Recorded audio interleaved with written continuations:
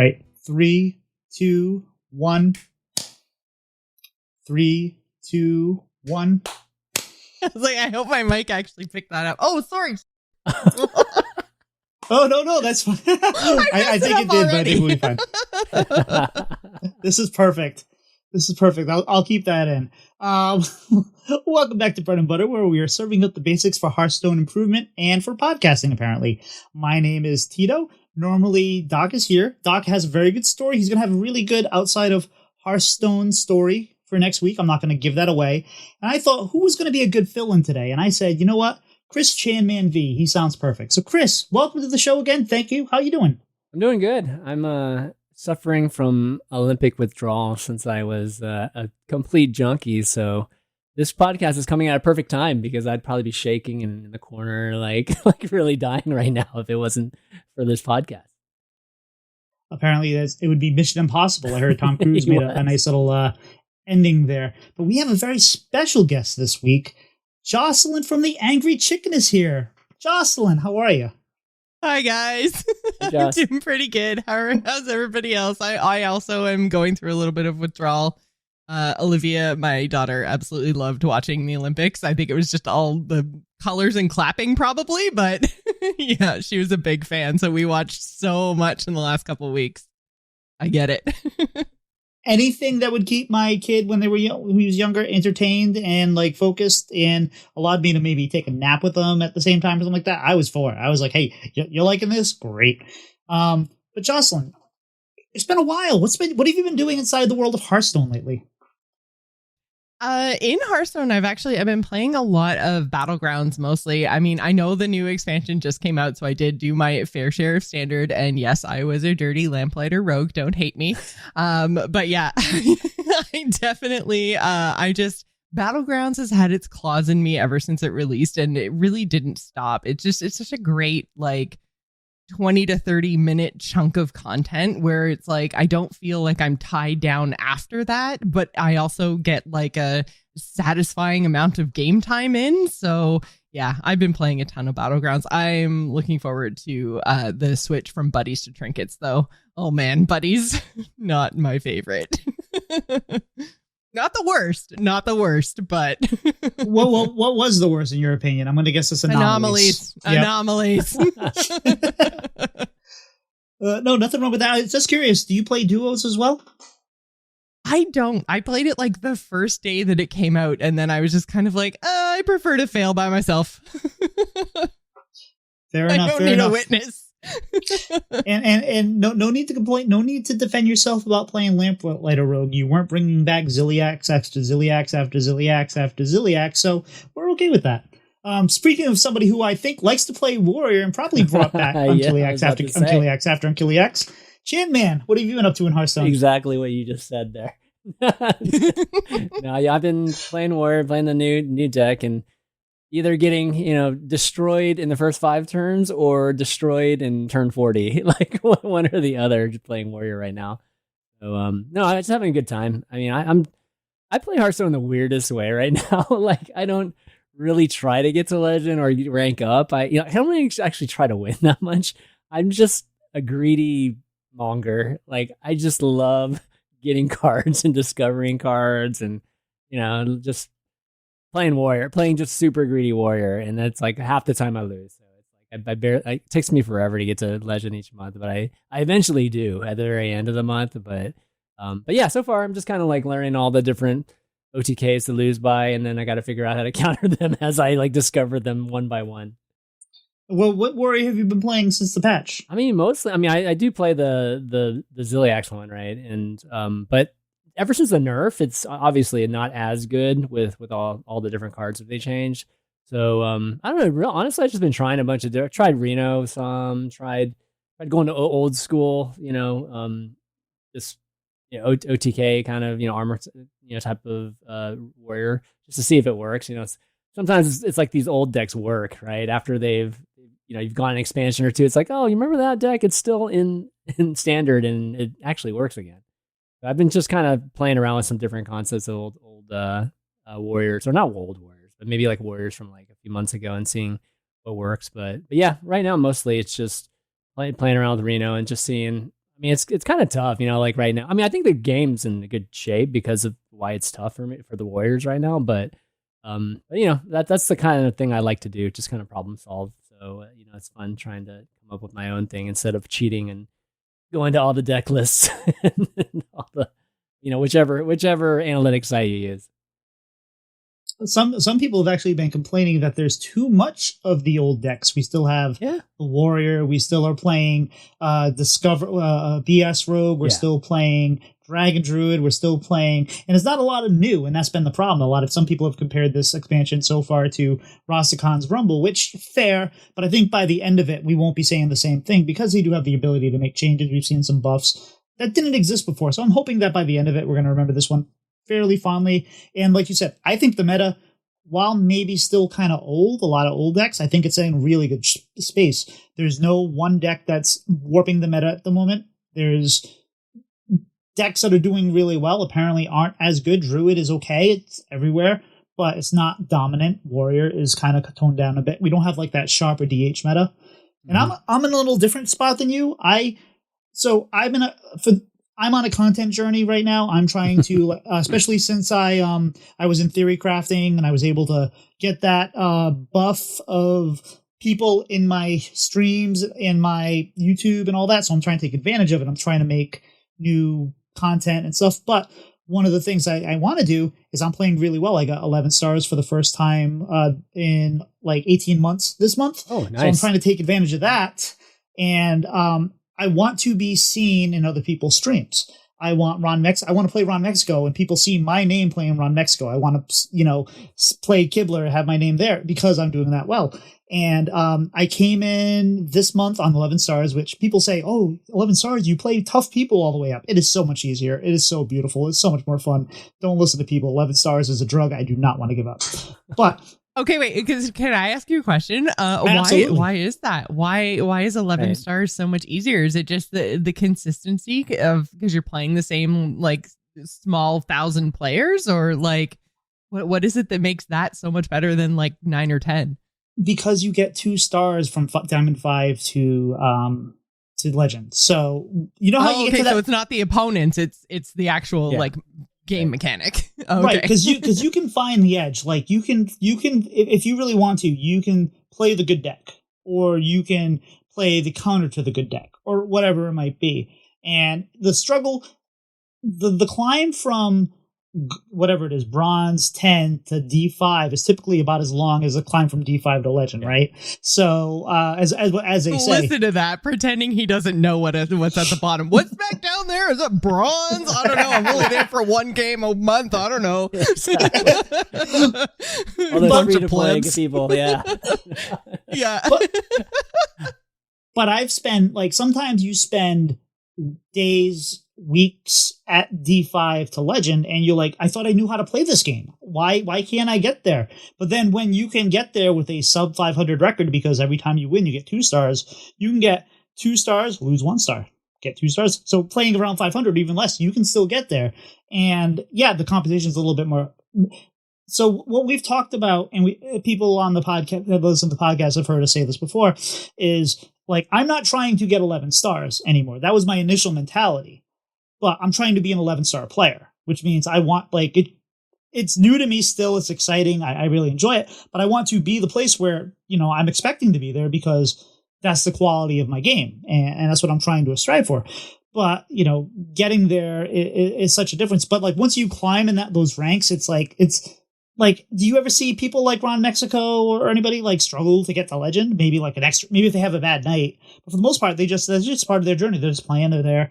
And I want to get to that place where I don't think about it. It's just I'm just going to play until I get there and continue on. And I'm a lot closer. I've made Legend for now almost I want to say I haven't missed Legend in 18 months, and maybe I know I missed once in December. So I think it was 36 or 37. I've been doing it for a while, and I still have imposter syndrome. So I play a lot of games there now.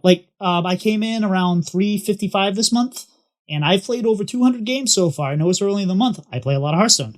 But I'm still in the top 1,000. And for me, that's huge. So I'm trying to get over the imposter syndrome I have by playing a lot of games and I've seen Pizza like 5 times on ladder. So that means my MMR, I guess, is closer to him than it used to be. So that's beautiful. That is, it means a lot. And I'm still waiting for that night that I just kind of dropped like 4,000 ranks. But last month I was kind of fighting for that 11 stars, and then the new set came out, and I am horrible when a new set comes out because I try to do stupid things, and I went down all the way to 5 digits, and I kind of gave up on it. And then the last 3 days of the month I played really well, and I got myself back there, so I stopped playing bad decks. Speaking of, though, I have a deck for you, Chris. Yeah. You might like it. It's a Black Rock Roll Rye Reno Warrior. Okay. That's a lot of words.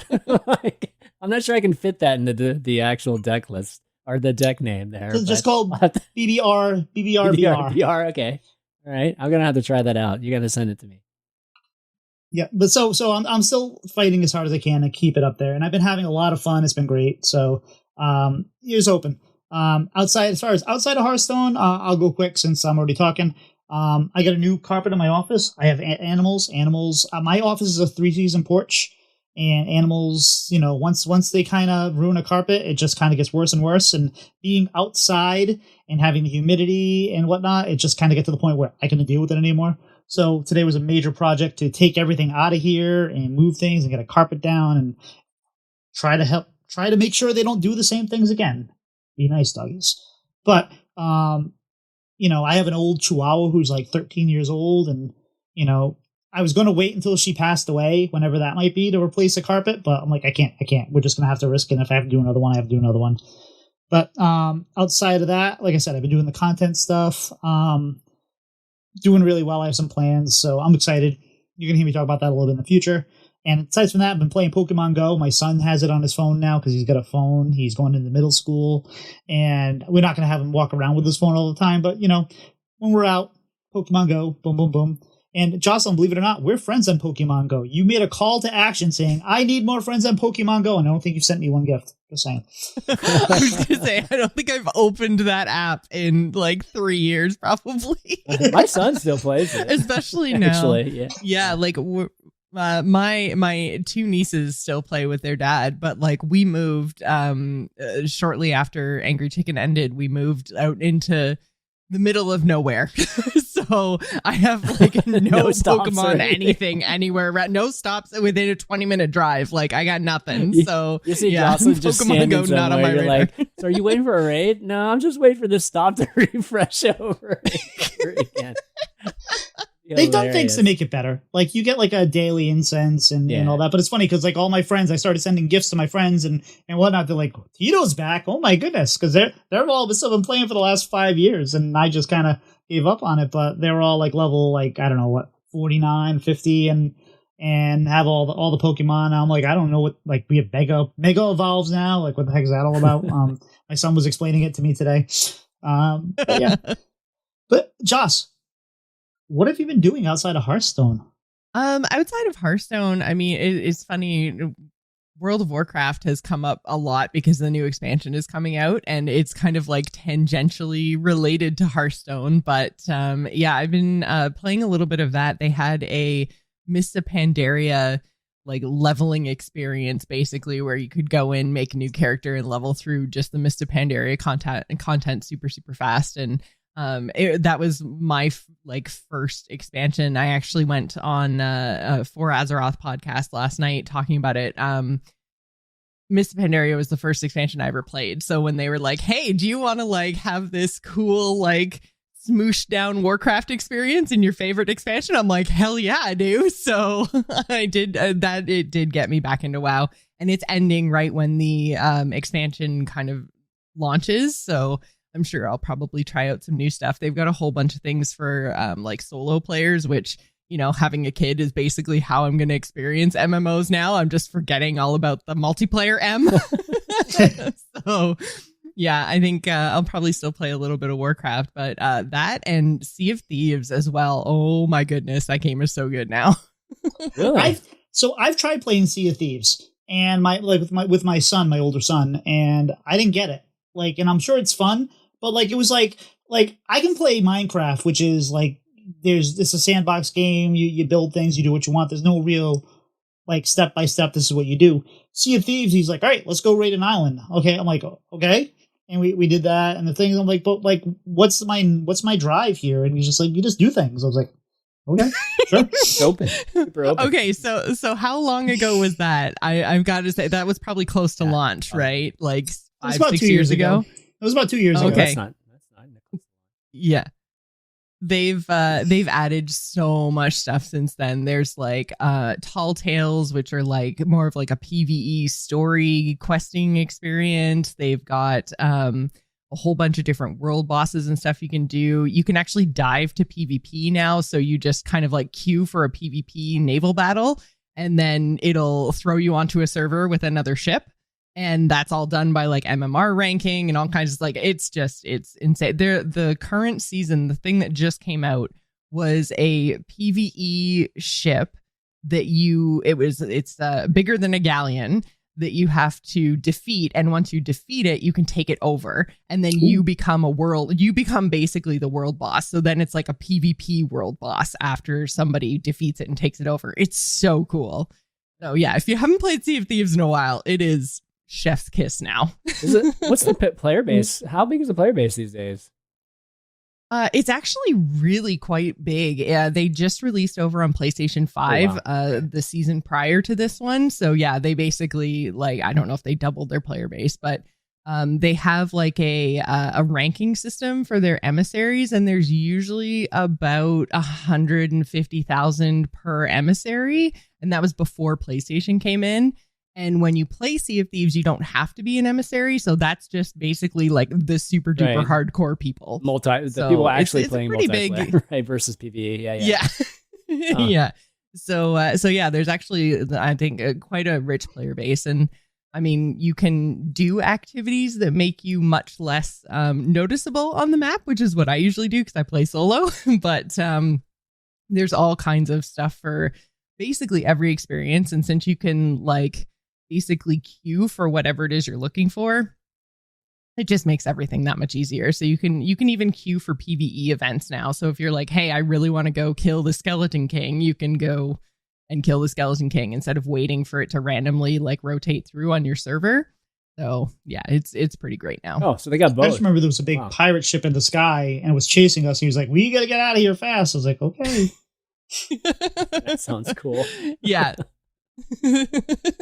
Yeah, so that's one of the world events. So now if it pops up randomly on your server, you can go do it, or you can be like, hey, I really want to do the skeleton ship fleet, and then dive to it. So it's a lot of fun. It's a lot of fun now. They've done a lot of quality of life changes, and the why you play it is probably my favorite reason for just loving that game, is because the why you play it is just cosmetics. Like, you can go in, there is no player power, there is no gear, there are no weapons, nothing. It's like everybody goes in, gets a pirate with the same gear and the same everything, and you just go play.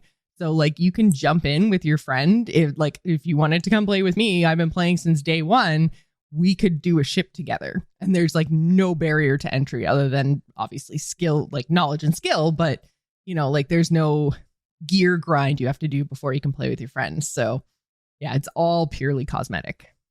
Challenge accepted. I look forward to hopping on a ship with you at some point. And I like what you're saying about the Warcraft. It's funny because the dragon expansion that we just had, I can't remember. Dragonflight, yeah. Dragonflight was everything I wanted in Warcraft. It was like, I like the upgraded crafting system. I liked a lot of the stuff they were doing. It was really nice. I thought the expansion was great. But it was just time, you know. It just burnt me out, and I was just like, and running a raid guild, drama comes with that. You know, someone stole my name when we moved servers because they were jerks and whatnot, and all kinds of stuff. Wait, someone in your guild stole your name? So someone that used to be in our guild. So when we moved to servers, we moved to a more populated. At the end of the expansion before that, we moved to a new server because we were on Ner'zhul, which is like a super, super old server that was low pop, and we wanted to recruit more. And so we moved to a new one. My name wasn't available, but it would be available upon the next expansion. Somebody that we had drama with in the guild that we had to remove at one point squatted on my name like on day one. And then Oh my god. and it was all this stuff, and it's just like, out of everybody, they picked you out of the entire roster of people. Oh.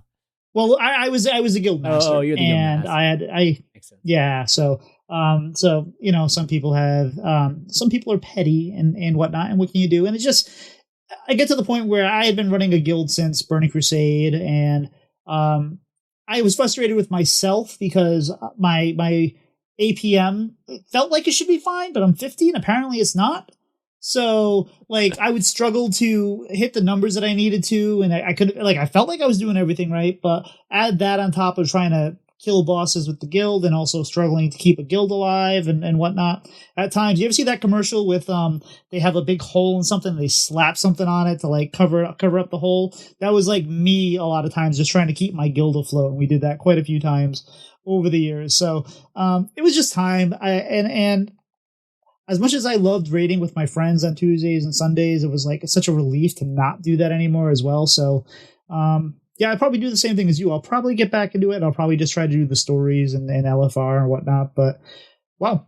Well, they have something called delves now, which I found really interesting. So that's literally like a kind of a dungeon you do by yourself. So, and it's end game content along with Mythic Plus and raiding and everything else. So that was kind of what got me to kind of raise an eyebrow and be like, all right, well, I'll buy another expansion. Damn it. I thought we were through, but I guess not. So yeah, they are kind of leaning into the fact that there could actually be solo players now without guilds. So yeah, there might be something there for you. Them long enough. Well, was like your crazy ex that like you're like, I'm done with that. I don't want to hear from anymore. Then you realize like, hey, I missed a call. You missed a call from them. You're like, wait, well, I wonder how they're doing. Maybe things weren't that bad, and you get curious again. So yeah, no. But Chris, what have you been doing outside of Hearthstone?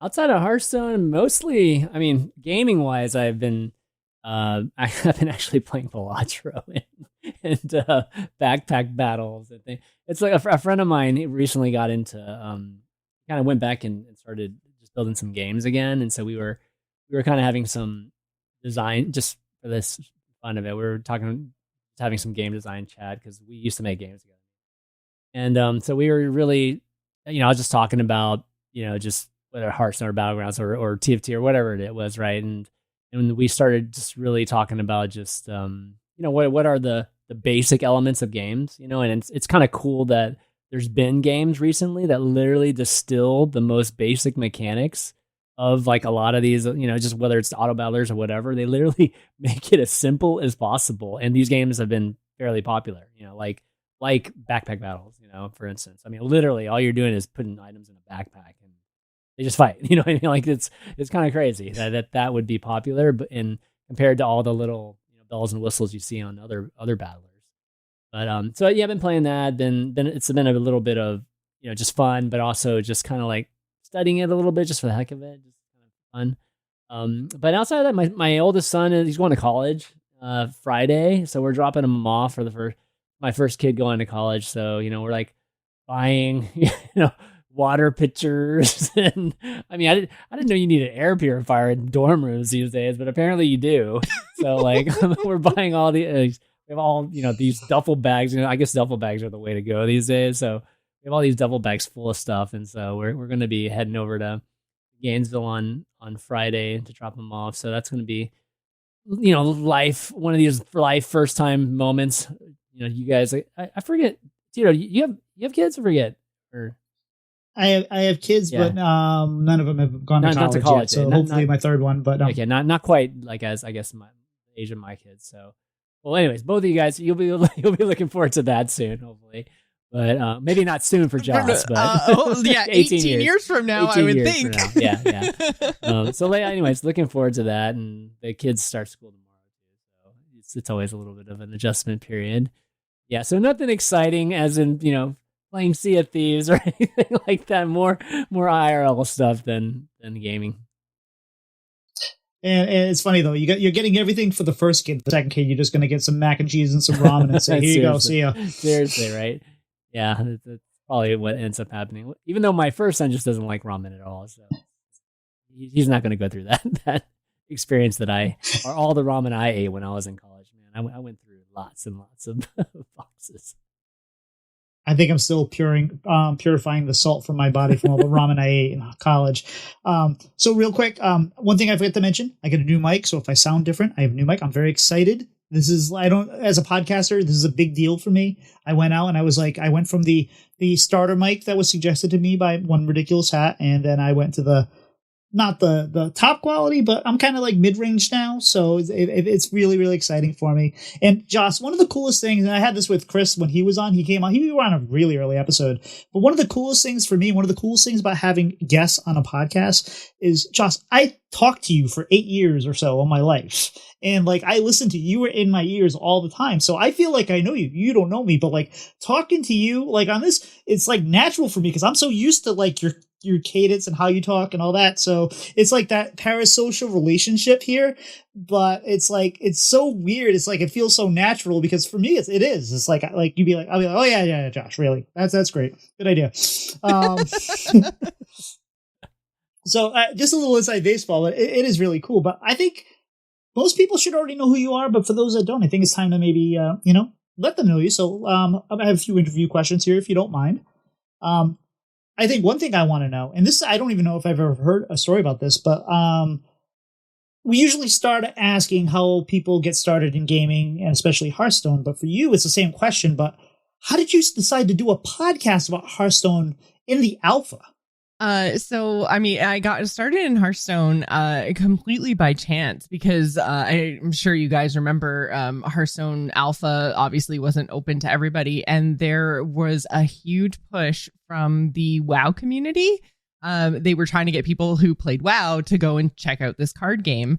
And so I'd actually been playing WoW for a couple of years at that point, and I had been like just guesting because I'd been podcasting for a couple of years before that.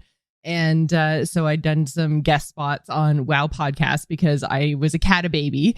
So I was kind of a like not necessarily an anomaly, but like there were a lot of WoW podcasts that have been doing it for years and years and years at that point. And they're like, oh my God, a new player perspective, like 10 years in, let's go. So I'd been guesting on a few WoW podcasts. And so one of the podcasts I'd been guesting on was like, hey, do you play card games? Like, do you want to check out this Hearthstone thing? And I was like, sure, I'll try it. Why not? And I remember like the first day that I played thinking Druid was the most broken thing ever because they got to keep their armor after the end of the turn. And I was like, how is that fair? I don't have any. I just got this pew pew mage thing. They get to keep their armor. What is this nonsense? I was such a baby card player. But yeah, so I just got my code randomly through WoW friends, basically. And I'd been, like I say, podcasting for a couple of years before Angry Chicken started. And my boyfriend at the time was friends with Garrett, had done some shows with Garrett. And Garrett had mentioned to him that he was thinking about, maybe doing a Hearthstone podcast. And I was like, oh my God, like I'm really getting into this. I'm having a ton of fun. Like, if you're looking for a co-host, let me know. And then he came back a couple days later and he was like, oh yeah, okay, well, I've got, Dills lined up if you want to do that. And I'd obviously been listening to the instance and I was like, yeah, I do. So yeah, that was kind of like how TAC came to be, is I just got super lucky with that alpha code. And if I hadn't gotten that code randomly through WoW friends, TAC with me would not have been a thing. I lived vicariously through you guys because I used to play Magic and I hadn't played for a long time, and I played Warcraft, and they were like, hey, you like Magic? You like Warcraft? How about Hearthstone? And I was like, yes, please. And I couldn't get into the alpha, and I was consuming anything I could. So you guys having the podcast when you did, it was just, I was hooked right from the beginning. It was, you guys were fun, engaging, and living your best lives, and I was there for it. Chris, yeah. Anything? Yeah, so we got a lot of questions about the Angry Chicken, but before we do, wanted to ask you something about Gaming In, and I don't know if you want to talk about Gaming In, just about the podcast, and what it's about, but I definitely have some questions about that. Sure, yeah. So, Gamers In was actually the first show that I did. We're still doing it. It's like almost 650 episodes now. Gamers In, my co-host Ryan and I started that like back in 2010, I think. So it's been around forever, and it's a pretty small show, but I absolutely love it. It's just a general gaming podcast. We do like a little bit about what we've been playing and then a little bit of the news, but it's not even like all of the news. It's just whatever we found interesting that week. So it's a pretty like curated Joce experience, I guess. It's the best kind. You don't have to prepare for this. Well, yeah. It's very much just like, it's the stuff that we really find interesting. So like, if you like me from TAC, if you like me from even just the quick little Sea of Thieves chat we had, like that's basically Gamers In a nutshell, is just like the stuff that we like and find cool in a given week. It's really, really easy and really, really relaxed because of exactly that. It's just whatever we find interesting. We don't like cover specific genres. It's like whatever catches our attention. And the community that we have, particularly like our Discord community, is amazing. They're so much fun. Gamers In, like, I don't think I will ever stop doing that show. 600 plus episodes. I mean, I'm like, that's crazy. That's literally crazy. Like, when you get to 1,000 what's that 1,000 episode gonna be like? Oh my God. We stopped doing milestone because like when you start, you're like, oh my God, we hit episode 10. Now we're at episode 50. Now we're at episode 100. Now we're like, oh, we missed 600. That was a couple weeks back. Oh, well. It's like there's only so many times you feel you can celebrate yourself before you're a little bit up your own butt. Yeah, we're close to being up our own butt in about 14 episodes when we hit our 100. But that's huge. Man. That's okay. 100, you've exactly. earned it. That's when you know you're a real podcaster. When you get to 100, you're a real podcaster. It's those triple digits. Yeah, and I think one of the things about like your show, which I've listened to a few times, but it's been a while, is I think that it doesn't matter what you cover. Like you could say this week we're going to talk about the phone book, and it doesn't matter because your community is there for you and your voice and the banter you have with your co-host and the community and all that. So it becomes the what you're covering is way less important than you just being you. So kudos on that. That's amazing. Yeah, we've definitely noticed that because one thing our Discord really seems to love is JRPGs. And I'm like, I can't. And they don't care. They're so good though. You can't. You really? They're so beautiful. They're very pretty. Don't get me wrong. I just can't I can't find 200 hours all of the time. Yeah, I feel you. And that time goes away once you have kids too. Very, very much aware of that. Do you guys play Hades and Hades 2 and all those? So because the recommendation for Hades came from Ridiculous Hat, I assumed for the longest time it was like Slay the Spire, it was a card game. Wow. And then so at one point in time, I was watching, who was it? It was a Hearthstone streamer, Jackie. Was playing Hades, and I was like, oh, okay, like I like him for Hearthstone, I'll go check it out. And then I was like, wait a minute, this is not what I thought it was. Where are the cards? What is happening? But yeah, I'm not really a roguelike kind of a person either, but I have heard Hades is amazing, as is Hades 2, and I need to get over it and try it. But yeah, it's the reset and having to relearn all the time. I'm like, I don't have time for this. You don't though. You don't. It is. I am not a roguelike person. Like, I mean, I do play a little bit of Slay the Spire, but it's like on my phone when I'm waiting for something and I don't want to play Hearthstone because the internet connection is bad. Like, it is such a good game. It is the story, just for the storytelling.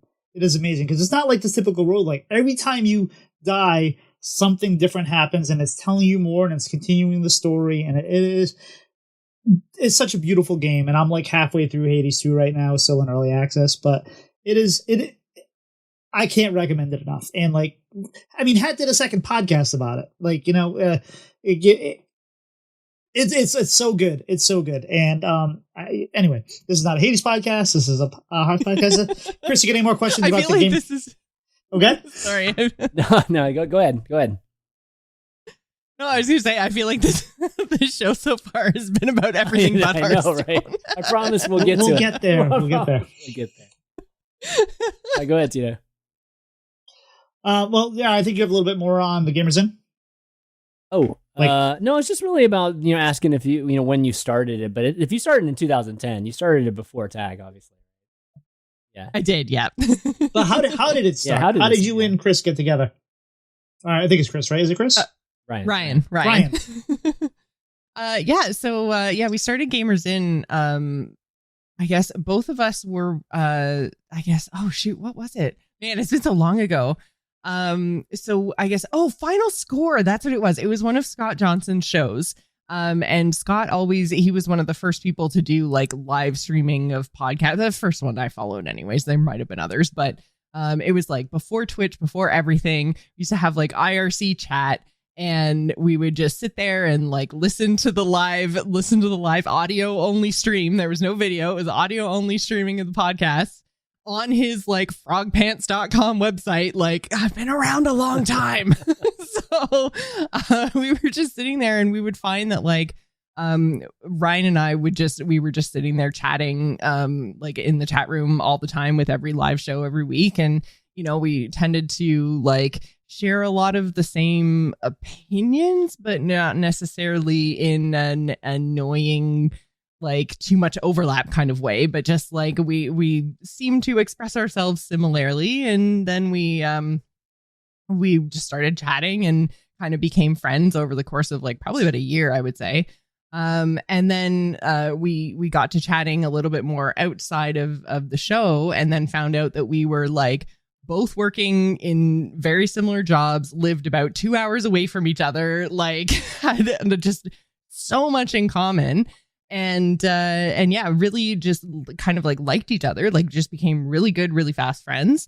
And Ryan had actually done some podcasting when he was in university, and just kind of floated the idea. He's like, because we'd done some like multiplayer gaming and stuff. And he was like, you know what, like, you have a really good like voice, and you have a lot of great opinions. Like, do you want to just try our hand at doing a podcast? And I was like, sure, why not? This is a thing I could maybe do with my fear of public speaking. Why not?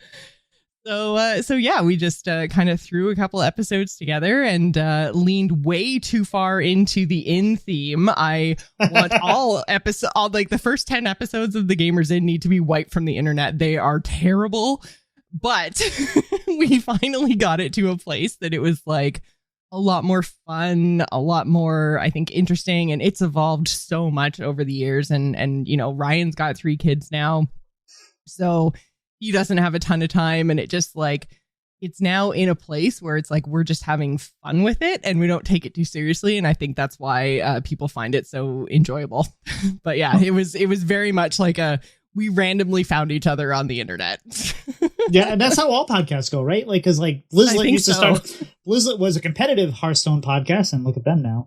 And we kind of fell into like, I knew what I wanted to do with this podcast, but then we kind of fell into be like the interview podcast. Like, so you find your voice, and you usually like, I don't want to hear any of my earlier episodes, and I wish I could go back and re-edit a few. And I tried to re-edit a couple of them, but I didn't have all the audio. It's like, whatever. It's history. No one's going to listen to it anyway.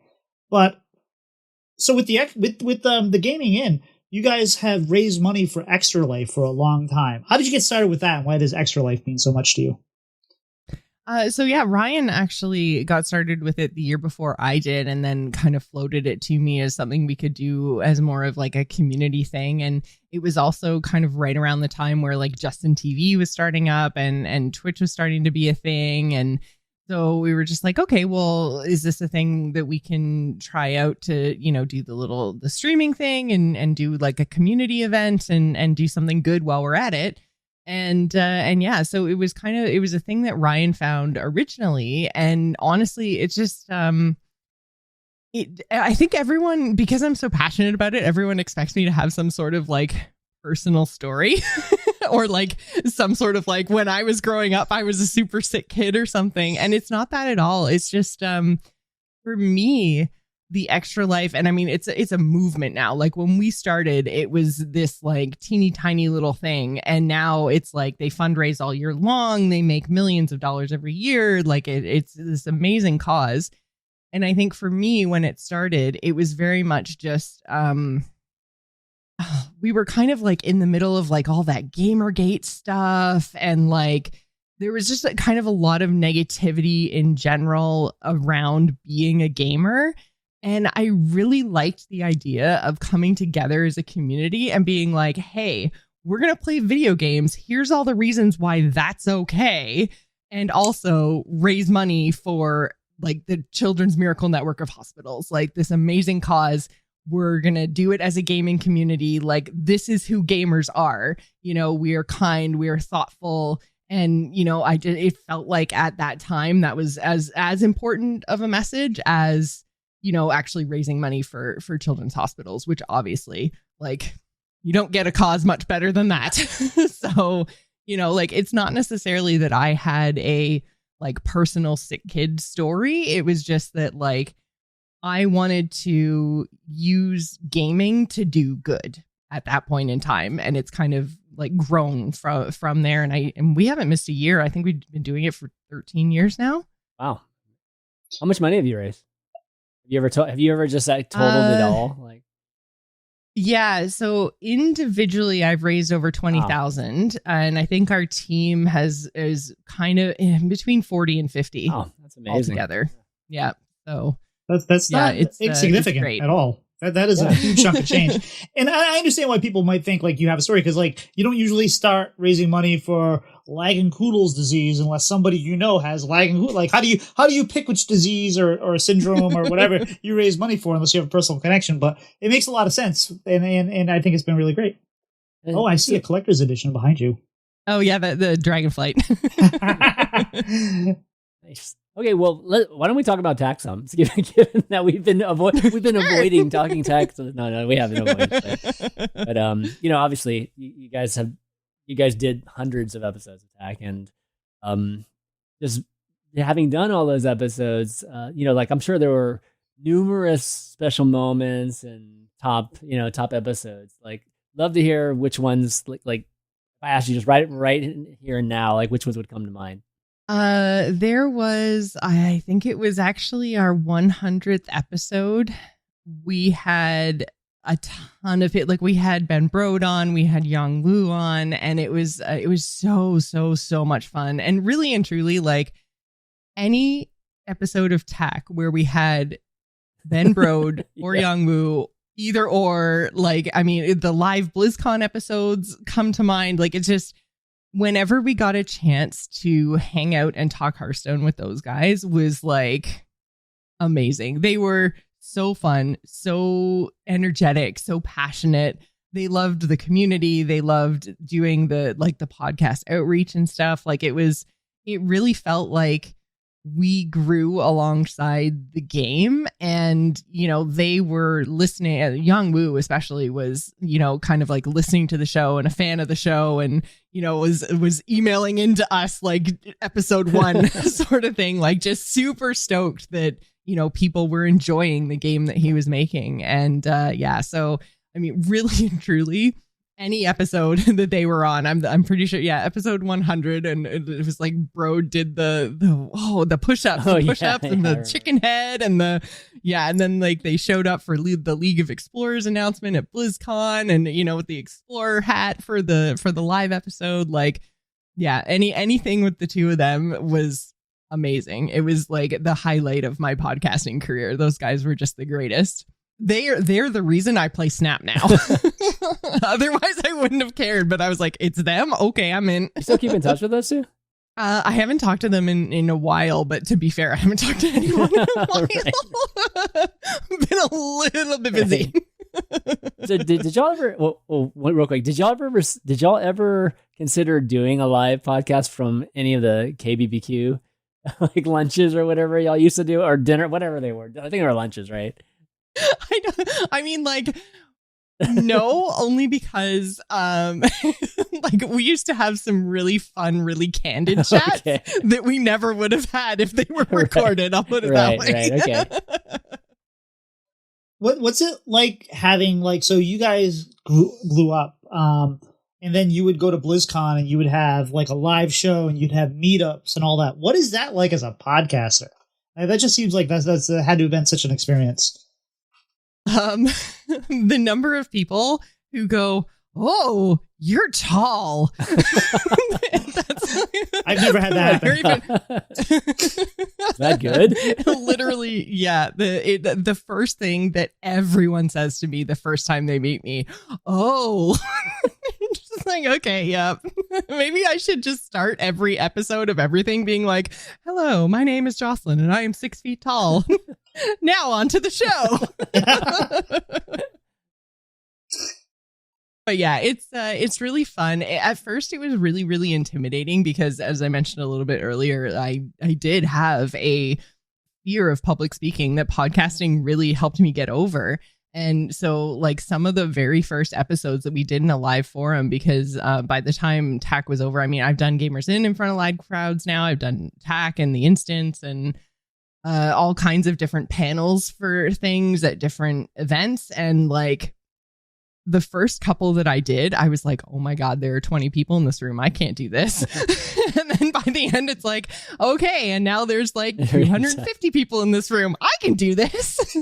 So, you know, like it's been humbling and very exciting, overwhelming. Like it's a whole other part of my life that just feels so foreign now. You're like, hey, there's only 250 people there. Who did the booking? Come on. So we mentioned the instance. We talked about the instance. The instance, I would say, is probably the flagship Hearthstone, Warcraft podcast that's been out there. It was there from the beginning, and it was there for a long time. And you were introduced as a host, and it was at a very controversial time in gaming. I think we like talk. I don't know where it was Gaminggate or whatnot, but it was definitely a time where things were kind of toxic towards women, especially not only in the community, but in development of these games. We were learning things. So can you talk a little bit about that? How important was it? Yeah, go ahead. It was when I joined the instance was right around the time that Blizzard got hit with that lawsuit. Yeah. So and I mean, at the time, the instance wasn't about Warcraft. It was a general gaming show by the time I joined, but it was, that was Blizzard lawsuit time. It was, controversial. Yeah. Fun so topics how is that on the experience? agenda every episode, I'm sure. But you eventually kind of morphed into like a normal like show, and I thought you and Garrett really complimented each other. It was nice to have you guys again on another show. It was like I didn't just listen to you on TAC, I listened to you on the instance. Like, so what was that experience like coming in at that time, and also then just being on a Warcraft podcast? So I had done for Azeroth. Garrett and I actually founded that one back in Legion, and so I had Warcraft podcasting experience before I went on to the instance, and then obviously having Garrett there, like I worked with Garrett so much. It's so weird now not to talk to him every week, but so I had already been podcasting. I'd done guest stuff with Scott before, and I'd already been podcasting with Garrett for years and years and years by the time I joined the instance. So I was really lucky to have like an existing relationship, both personally and professionally, with both the hosts that I was joining. So I knew I wasn't going to have any sort of issues with the like cast of the show themselves, which, you know, is always when you don't know the people you're going to be working with, like it's always something that you worry about, particularly as a woman in a gaming space. You kind of never really know what you're going to get. Like a lot of people are the same, though, you know, like how they are on podcasts is how they are in real life, but not everybody is. So, you know, if you're not familiar with your co-host, then that's always a risk you're going to take. So I think that like knowing Garrett and knowing Scott before I got into that situation was really, really helpful. And I also think that it's really important. I know, you know, there's a lot of talk around representation, just kind of in general across, you know, like not just in genders, but race. And, you know, like there's just representation in media, period, is a huge topic right now. And I think that like it is really important. And I actually told a story on Gamers In a couple of episodes ago that it never really like clicked with me until I told the story. But like when I was growing up, I'm, you know, just turned 40 a month ago. And so when I was growing up in the 80s and 90s, like girls did not play games. Like that was not a thing that you did. And so I hid the fact that I was a gamer till I was out of college. And it wasn't until I started listening to podcasts in like 2008, 2009, and I heard like Nicole Spag and Veronica Belmont, and I was like, oh my God, like there are women gamers. They are my age. They are doing the thing. Like, it's okay if I do this. And that was how I actually got into, you know, like talking in chat rooms and whatever with live podcasts and stuff. Cause I was like, okay, there's people here that I can talk to who are going to accept me. And it made a really, really big difference to literally the trajectory of my life. Like if I didn't game, if I didn't podcast, I never would have met Ryan, and then by extension never would have met my husband. Like it literally like changed my entire life. And so I would hope that when people hear my story, then they can say like, oh, I guess, you know, like it may not be the voice I need to hear, but it could be the voice someone else needs to hear, and that's enough that I should advocate for it. Well, very well said. And I'm saying Garrett has been on more podcasts I missed than anybody. Like I don't like WoW Killer, TAC, Into the Storm. I need more podcasting of him and his dad watching old movies. You know, like, you know, but I'm glad he and Ryan, he and Kyle are doing really well over there. I just don't follow. I can follow a podcast even if I don't play the game, but Final Fantasy is just a world too far from me at the moment, but he was great. But TAC ended kind of abruptly, and I know it wasn't controversial, it wasn't dramatic, but it did end kind of abruptly. So what was that like? And what was it like not doing TAC after doing it for like however many years you did it? It's so funny to hear the, I guess, like outside perception that TAC ended really abruptly, because for me, it felt like TAC ended over 3 years. Like just with like, because we had like, you know, when Garrett left, that didn't happen quickly. That was something that had been in the making for probably about 2 years. And it was constantly these conversations that we would have. The game would go through lulls. We would be like, oh, you know, should we, shouldn't we? Should we maybe call it? And I was like, no, you know, I really still love the game. I'm playing all the time. Like, if you want to just focus on BGs, I'll focus on Constructed. Like, I like doing the show. I like hanging out with you. Like, let's keep it going. And then kind of bringing Hat in really revitalized the whole show. And then, you know, but even then, like Garrett was kind of trickling off. He had other interests. He was starting other things, and eventually made the decision, you know what, like, I've played every meta that Hearthstone has to offer. Like, I think I'm good. I think I'm done. I've made all the points I can make about Hearthstone. It's time to walk away. And then at that point in time, we had all the conversations about ending TAC. And I was still like, no, you know what? No, I can keep this going. I can do it. But then also, like, for me personally, like I went through probably about 4 years of really difficult fertility treatments. So I was exhausted. I felt awful. I was going through procedure after procedure after procedure. And like, it was it took all of me to keep TAC going at that point in time. And so like Hat and I had been having a lot of those conversations about like, oh man, like I don't know if I can do this. I need to take a break. Like I would have to take like 2 weeks off here, 3 weeks off there, just for all my medical stuff. And so it kind of felt like I had been making TAC, like just forcing it to keep going because I wasn't ready to give it up. And then when I finally found out that I was successfully pregnant with my daughter, I was just like, okay, like I need to put everything that I am into this, because by the time I have her, I'm going to be 39. Like it's a risky pregnancy, period. And then you add age on top of it. So I'm like, you know what? I need to slow down. I need to stop. Like maybe, you know, I'll do every other week or something. And we were kind of having those conversations. And then literally the day before we were going to have the Joce is stepping back episode, Hat was like, I got a job at Blizzard. And I was like, oh, thank God. Okay. Like, okay, so this is it, because I'm like, there is no replacing ridiculous Hat. There is no replacing ridiculous Hat. So I was like, we're done. This is it. This is a really nice clean break for me. So like, It did, I'm sure, from the outside probably seem like it happened very fast, but it was definitely like a death by 1,000 cuts situation from the other side. I had asked Hat too if he missed doing podcasts, and his answer was, "I don't miss editing."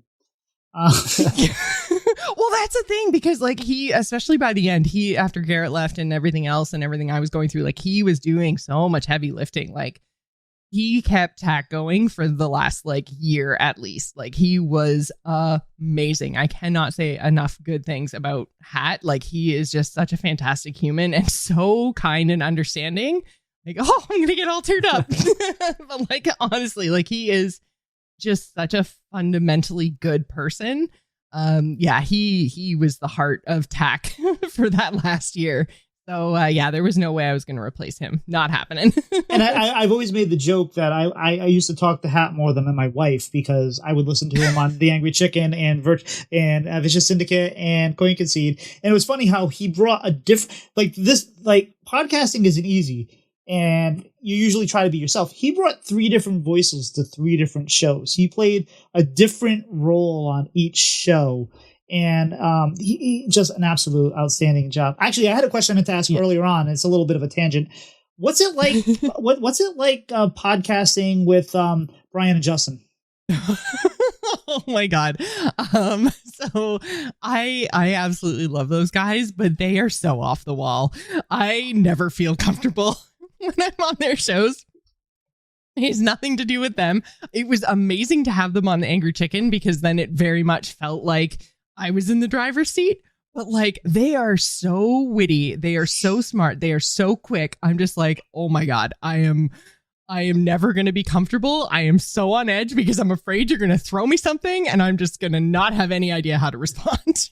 And for those that we'll talk about, Brian Brushwood and Justin Robert Young, they have a bunch of podcasts, including Great Night, which used to be Night Attack. Justin Robert Young is he does political stuff, not left or right, just down the center, X's and O's. Is called Politics. Some of the funniest people you will ever listen to. I recommend if you haven't yet.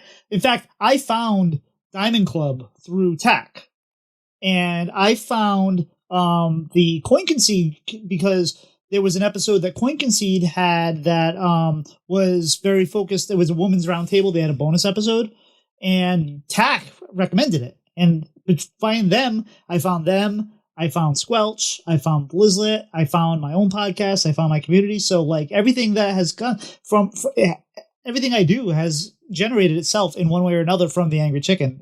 So it is very, very crazy. Wow. Yeah. Chris, so what's our next question? I guess getting back to Hearthstone, you ever get the itch to do a Hearthstone podcast? Oh my God, so much. Honestly, like every time there is some new something, like a new mechanic or some big change or some big patch or something, and I'm just like, man, I really want to talk about this right now. I think it was Whizbang's workshop in particular, because they leaned so hard into the nostalgia. I'm like, I need to be talking about this. I need to be pointing out these Easter eggs. Like, why do I not have a show right now? So yeah, I think there is always going to be that itch to, talk about Hearthstone. You can't talk about something for a decade and then just like shut it off. I know like, and especially when, and especially when we didn't end the podcast because the game was because the game was bad. Because we ended the podcast when the game was in a really good place. So it wasn't like I was done with Hearthstone. And, I said this when the show ended, like, this is 100% just the pressures on my personal life make it so I need to cut back like everything and kind of focus in on my family for a bit. And so when the thing you used to do every week is still great, then it's really, really hard to not do the thing anymore. Well, you are welcome to come on this show whenever you want. Hopefully we have a new recurring guest, because that makes my life a lot easier. Booking guests is hard. We have really good, engaging guests. It's great. And by the way, our bleep is a chicken. So perfect. Exactly. So you mentioned, having done so many podcasts with Garrett, and strange not talking to Garrett every week. So have y'all talked about maybe doing something again in the future? Like maybe revamping the what was the show you used to talk about, like TV series and movies? Embrace the spoilers. Ever talked about that? I think Honestly, like the door, I think between Garrett and I will always be open because, like I say, we created a lot of content together. We did all kinds of stuff. You know, we've done gaming shows, we've done, like you say, entertainment shows, like news stuff. Like we've done so much together that I don't think that door will ever truly close as long as either one of us is still making content. I know, like right now, obviously, like my time is very much, you know, devoted to my family. But I mean, I am still doing Gamers In, so I'm still in the scene a little bit anyway, not nearly as much as I was. But yeah, I think that like right now it's a time constraint thing more than anything else because his grinding gear stuff over there with Kyle in the Final Fantasy world is going so well and they're doing so much in that space that yeah, it's like until he's ready for another venture beyond that, I think it's probably a no. But again, it's just purely due to time and yeah, like I think, you know, he and I are still friends and would always, I think, be open to working with each other again if something came up that we thought was worth it. I realized when you were talking about that, like what really grinds my gears, and that was my thought. I was like, wait a second, he has a podcast called that I don't see, but he stopped doing Talking Hearthstone too. And Talking Hearthstone is, I mean, not Talking Hearthstone, I'm sorry, that's my show. Talking Star Wars, let's talk about Star Wars. And they stopped it right when there was a whole much more Star Wars to talk about. And I was like, I want to hear Tom, Merritt, and Garrett, and Jenny. I hear them talk more about Hearthstone, and they stopped that one too. And I love Wild Killer. I'm so sad that was one of my favorite shows of all time. Wild Killer, him and and Taliesin. Taliesin, they were just amazing too. So, getting back to Hearthstone, because this is, in fact, the Hearthstone podcast, and we need to keep 70% Hearthstone because we are trying to get into that creator program. But it took you a while to get Legend. Like, and like a lot of people, some people get it right away. I didn't get it until Dragon Hunter was a thing, and that was somewhere, you know, years and years afterwards, and I finally figured it out. But for someone that was like in the limelight in Hearthstone, how was that? What was that like when you finally hit Legend? Was it weighing on you? Did it really not matter? Like, what was that experience like? I think by the time I actually did it, I just did it for me and it didn't matter anymore. And I think that was really the only way I was ever going to do it because, I mean, I got so close so many times. I remember vividly, there was one time in like 2017, I think I was streaming and I was like 2 stars away from hitting Legend. And I was like, you know what? I'm going to turn the camera on. I'm going to turn the stream on. I'm going to play some games. I'm going to get Legend on stream. It's going to be amazing. And then I dropped all the way down to rank 5 and I have never quit so fast. like quit a stream so fast. I was just like, yeah, I think the whole stream lasted probably about 45 minutes maybe. And I was just like, lost. And I'm out. Okay, this is never happening. And, you know, like a lot of that pressure was like just pressure I put on myself. Like some of it was due to, you know, comments of people around the show. And for the first little while, there wasn't too much pressure because I was new to card games completely. Like I didn't even have like a Magic background or anything coming into TAC. Like I was the total noob. I knew nothing about anything. And so, you know, even the idea of me getting anywhere near any top ranks was just not happening. So I think that once I started to kind of like take things more seriously, pay attention to the meta, pay attention to esports, and not just pay attention to those things, but voice my opinions on those things. There were a lot of people that did not like that. So then, you know, it kind of became this question of like, well, why should we even listen to these people? Like, why are these people so popular and me in particular? And, you know, if you want to color that with women colored glasses, go ahead. But, you know, like, I think there was a lot of the feeling of the community directed to us is like, why do they have listeners when these guys are clearly not competitive players? And it was just like, okay, but we can still love the same game you love and we can pay attention to what's going on and the news. And, you know, we are intelligent people. Just because we don't have the time to necessarily like execute getting to Legend, like we can still pay attention to the esport and recognize good plays and everything else and then tell everybody about it and have opinions about what we've seen. It's like, you know, are you going to tell someone not to have an NFL podcast because they don't go play professional football? No. So like maybe back off. And so like there was a lot of pressure for a really long time for, you know, not just me, but all three of us to like prove ourselves, to show that we deserve to, you know, be voices in the Hearthstone community. And so for a while I took that really personally. And, you know, I tried, but for me, I just had so much going on. You know, I've I have multiple degrees. I did a lot of school. I worked 2 jobs while I was doing all that school. Like I was busy.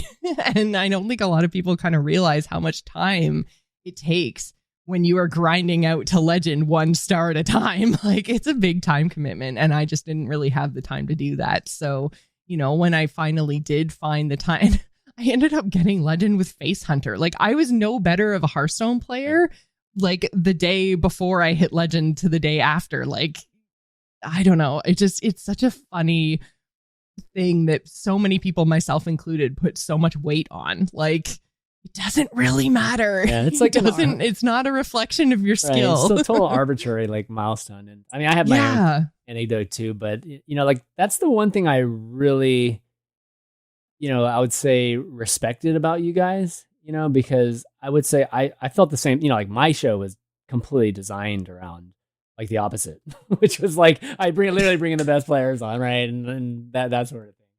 And so, you know, when I, you know, like what my formula was obviously that, right? And so when I saw just how much success you guys had being, you know, just y'all's authentic self, right? And not having that pressure. I think that was like eye-opening to me. You know, like I think that really changed my perception of podcasts. Like totally. You know, that was really, really cool. It was a lot more fun that way. Totally. It was a lot less pressure. And yeah, it was kind of, yeah, I had the same feelings. So, and the same types of, you know, trials, like I think you did too, in terms of feeling that pressure. Yeah.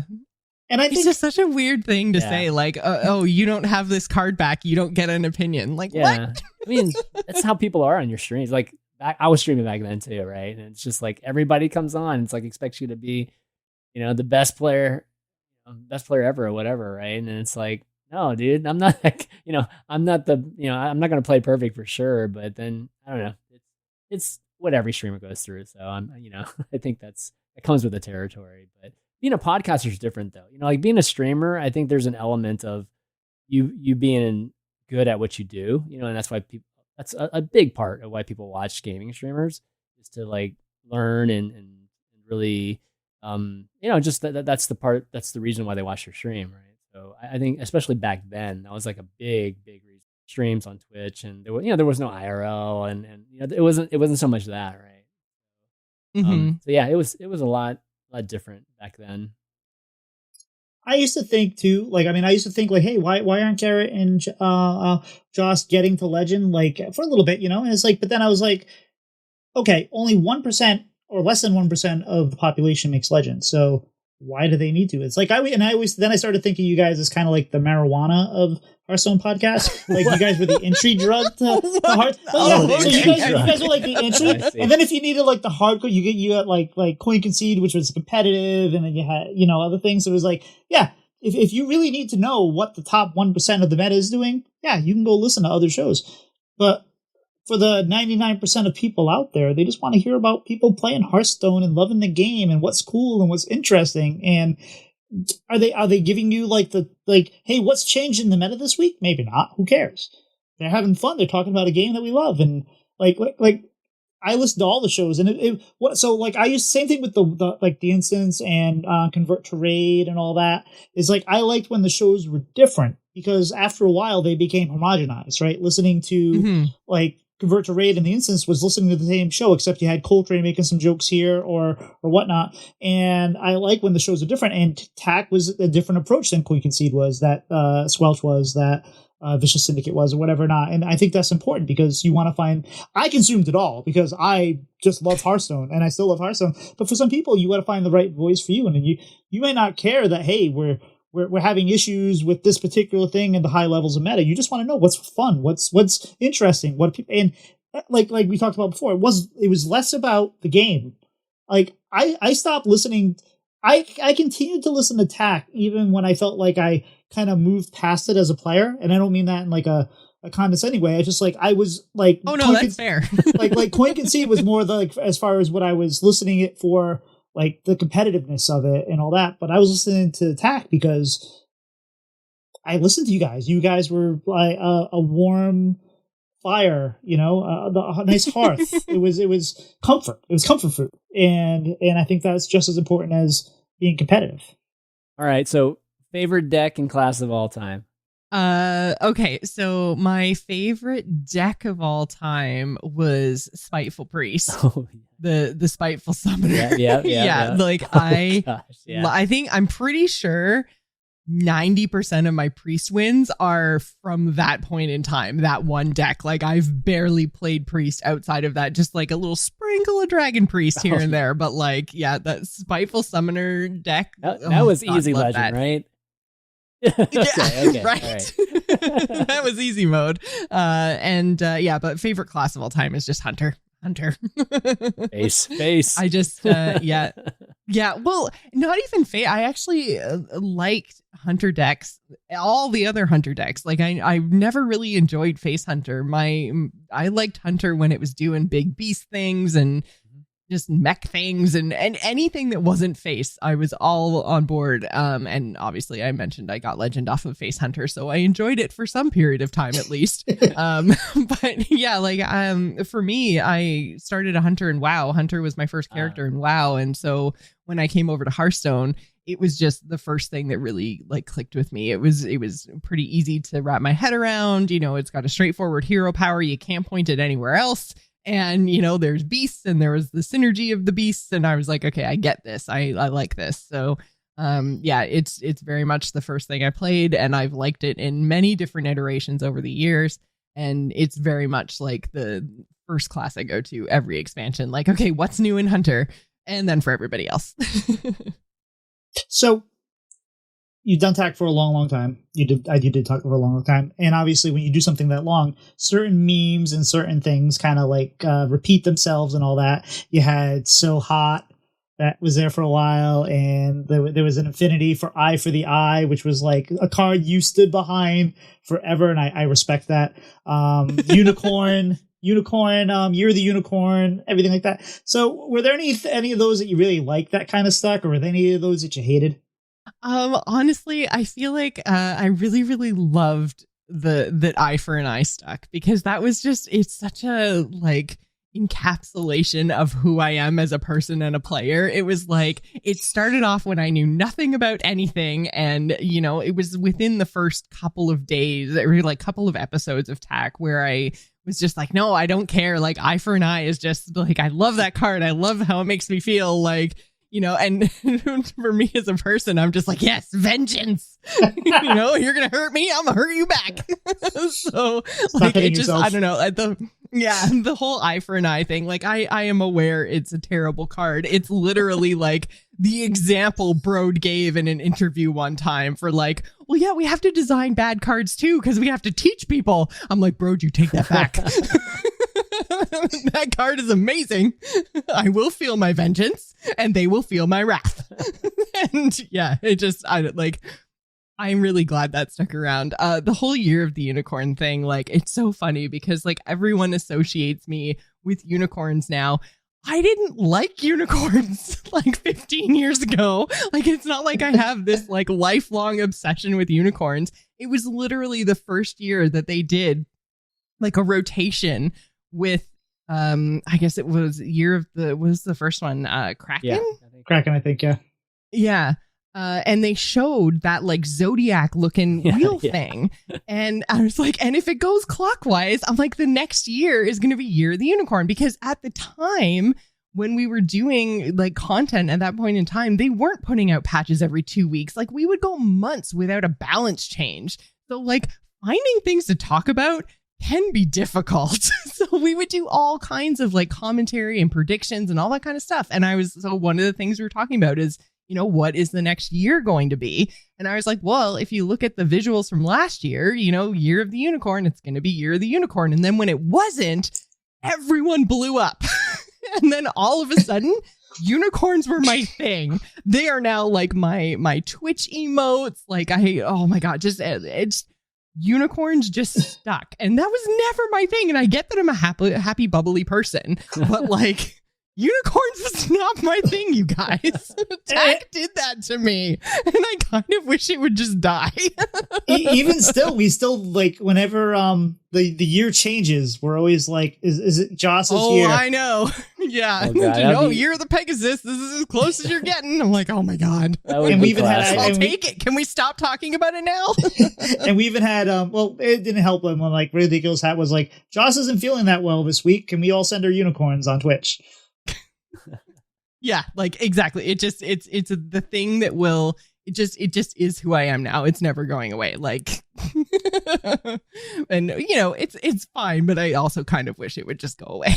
Fair enough. There are worse things, but yeah. Exactly. Of all the things to stick, I'm glad it was unicorns. So apparently we have a question from a listener. So Ridiculous Hat asks, what do you have against Demon Hunter? Do you want like the meme answer or the serious answer? I like memes.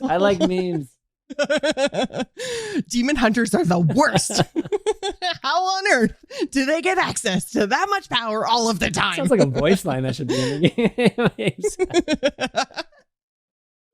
But yeah, honestly, like Demon Hunter for me, it was just like Demon Hunter had the kind of unfortunate role of being introduced the first time we got a new class, and at a time where Hearthstone in Standard was kind of in a lull. Like BGs had came out. That was when, Garrett really stopped playing Standard completely. And it was a really rough time for me and for the show as well, because Demon Hunter, when it first launched, I think they wanted it to be strong, but then it also at the same time, like, overtook, like they went too far. They wanted it to be strong because they wanted a good launch for their new class, for the first thing that they'd done with new classes in the whole history of the game.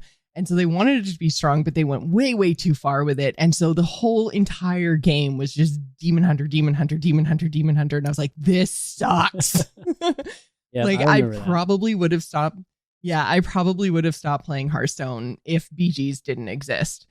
Just because Demon Hunter, I was so sick of it. I didn't enjoy it as a class, but it really felt like if you weren't playing Demon Hunter, you couldn't play Hearthstone. And then from that place, like obviously they fixed that eventually, but again, it took a few months for them, or it felt like a few months anyways. I don't really know how long it took, but it did feel like a big chunk of time for them to actually really remedy it in a way that felt like they kind of got the game back into where it needed to be so that it was kind of fun again. But like, I never got into Demon Hunter because of those first couple of months. I was just like, it soured me on Hearthstone so much that I'm just like, man, I can never. Yeah. I can never. Yeah. I'm like, I don't like playing against them. I don't like playing as them. But then they learned a lot of lessons, I think, from that launch, because I have never had those same kind of feelings for Death Knight. I love Death Knight. Yeah. I think it's really well designed. Death Knight's arguably the best one. It's like, to be honest, just design from a design standpoint, I think it's the best. Yeah. I feel that's interesting, right? So, because they designed it in a way to have the triple rune system, and then you have the triple runes and all that. And since that launch, they've gone away from that, right? So now, like, you don't have the triple. There's like one or two triple rune cards, and the really design more is now to just like, you want to lean a little bit more heavy into this or that, but it's no really kind of going full board on one thing anymore. And I think that's kind of interesting. I mean, all of the design. I mean, it kind of started with the tri-class cards, and I mean now even this new expansion, right? We're seeing just the ability to add cards right to your deck, which is really cool that they allowed that with the tourists and whatnot. So I'm all for that. I think that homogenizing all the classes was like a good concept. It really brought over the WoW, class system like to Hearthstone, and I get it, and I get why they did it in the first place. But when it came down to being a good card game, I think that made it really hard to sustain interest. And like you were saying, Joce, it's like, man, at some point, like Demon Hunter is just like it's just like the style of play is like, this is literally let me kill, just literally play your cards as fast as you can and just hit them in the face as fast as you can, right? And that's really, really hard to design or balance, actually, if you don't have the right cards and you don't have it takes the complex design to make that even palatable. I mean, I don't even like Demon Hunter. I still don't like Demon Hunter. So it's. I mean, it's hard. It's like, well, what else can they do? Like it's really tough. Yeah, the bad taste in my mouth just never went away. And I don't really think there is a way for them to change that, really. Like, I mean, it's the fundamental design of the class is just, I really don't enjoy it. So, which is fine. I mean, and it took me a really, really long time to warm to Rogue, and I do really enjoy Rogue now. So, like, I mean, maybe there will be a point in time where I will run out of things to play, and I'll look at my, 20 wins on Demon Hunter and go, fine. And, start playing it and slowly fall in love with it. But it is not this day. And tomorrow doesn't look good either. And I remember that too. It's like you didn't was like, no, you will like Rogue if you play it and all that. And speaking of like the class design, I thought by now after 10 years we would have been at the point where you would actually have a different hero power depending on kind of what you lean into. And I thought that's kind of what we were going to see once they started going to the rune system. Like the next step would be, hey, you're a frost mage, your hero power freezes something. You're a fire mage, you get the ping. You're arcane mage, it draws a card, and that kind of things. And I thought that we'd kind of start moving in that direction, and we really haven't yet. I mean, there's ways they augment it, but one more question, and then we're going to go on to our main topic, because I know if you guys are going too long, let me know. I know I've kept you here way longer, but this has been so much fun. I'm having a blast. How is your life changed now that you're a new mom, specifically around content creation? I mean, I would say the biggest change is my, I guess, like energy or focus. Like, it's really hard to say because your days are so unpredictable. And I'll have days where, like I'll talk to old co-hosts or something, and I'll be like, I have this great idea. I really want to make this content. Like, I'm going to do XYZ. I really want to bring back this show. I want to do this thing. And then like I wake up the next morning and I go through my day, and we are absolutely blessed. Like, my daughter loves her sleep. She sleeps 7 to 7 and she naps twice a day. And she's been doing that for 6 months now. Like, we are blessed. And I realize that, like, I am, for a new mom, getting a lot of sleep. But when it's so all consuming, giving your entire day, because I'm at home right now. I'm Canadian, and up here we have 18-month maternity leave, so I'm on maternity leave till January. That's amazing. So yeah, so I'm with her all day every day, and it is 100 times more consuming than my day job ever was. Like, the constant, like, I just keep saying to my husband, it's constant vigilance. Like, you're like either like trying to teach this little potato how to be a person, or trying to make sure the potato doesn't kill herself, because that is her only goal in life. So like, it's so draining, and some days are easy and some days are so hard, and you never know what kind of day you're gonna have. And so for me, it's been really difficult to kind of deal with the lack of content creation, because like I say, I am only doing Gamers In. Gamers In is the only thing that's going on for me right now from a content creation standpoint, other than a couple of guest spots that I've been trying to do. But really and truly, it's just like, one day I'll have these great ideas and this stuff I want to do and this content I want to make. And then by the end of the next day, I'm like, I can't talk. I need to lay on the couch until it's a respectable bedtime, and then I need to pass out. Like, so I think that's been the hardest thing, is dealing with that, like the fluctuation and unpredictability of my own creativity and energy. Like, I want to do so many things, but I just can't right now, and that really sucks as a creative person. And that sounds a lot like ADHD as well. Like, you get these great ideas, you have it, and then it's like, I don't have the attention or the energy to go through with them, and like then you get sad about it, and that's the interesting part, because I think we've all gone through it to some extent, just being parents, right? And it's funny, because I think being podcasters have, it kind of trained us actually to, hey, you got to do the show. Like, it don't matter if you feel good or not. I mean, you just got to do it. It doesn't matter, right? And so I think in some ways we're acclimated to that, but yeah, it's It's tough, man. When you're raising, I spend as much. I mean, it's a different type of energy, but I spend just as much energy with them being teenagers and like making sure there's. Yeah. I mean, literally, it's not so much like having to, like interact with them as much as when they're babies and whatnot. But it's like all the external things around them. Like whether it's their activities or, gosh, applying for college or just all those things, right? It's just like, oh my gosh, I need to be able to. Like advise or, kind of just make sure support's there, right? Basically. And so it changes, but it's always going to be there. And yeah, it's a full-time job too. So it really is like having two jobs doing it. But you should start a podcast about being a mom. I mean, that's perfect. Yeah. Right? Mom gaming right? content maker. That sounds like the perfect project next. Yeah.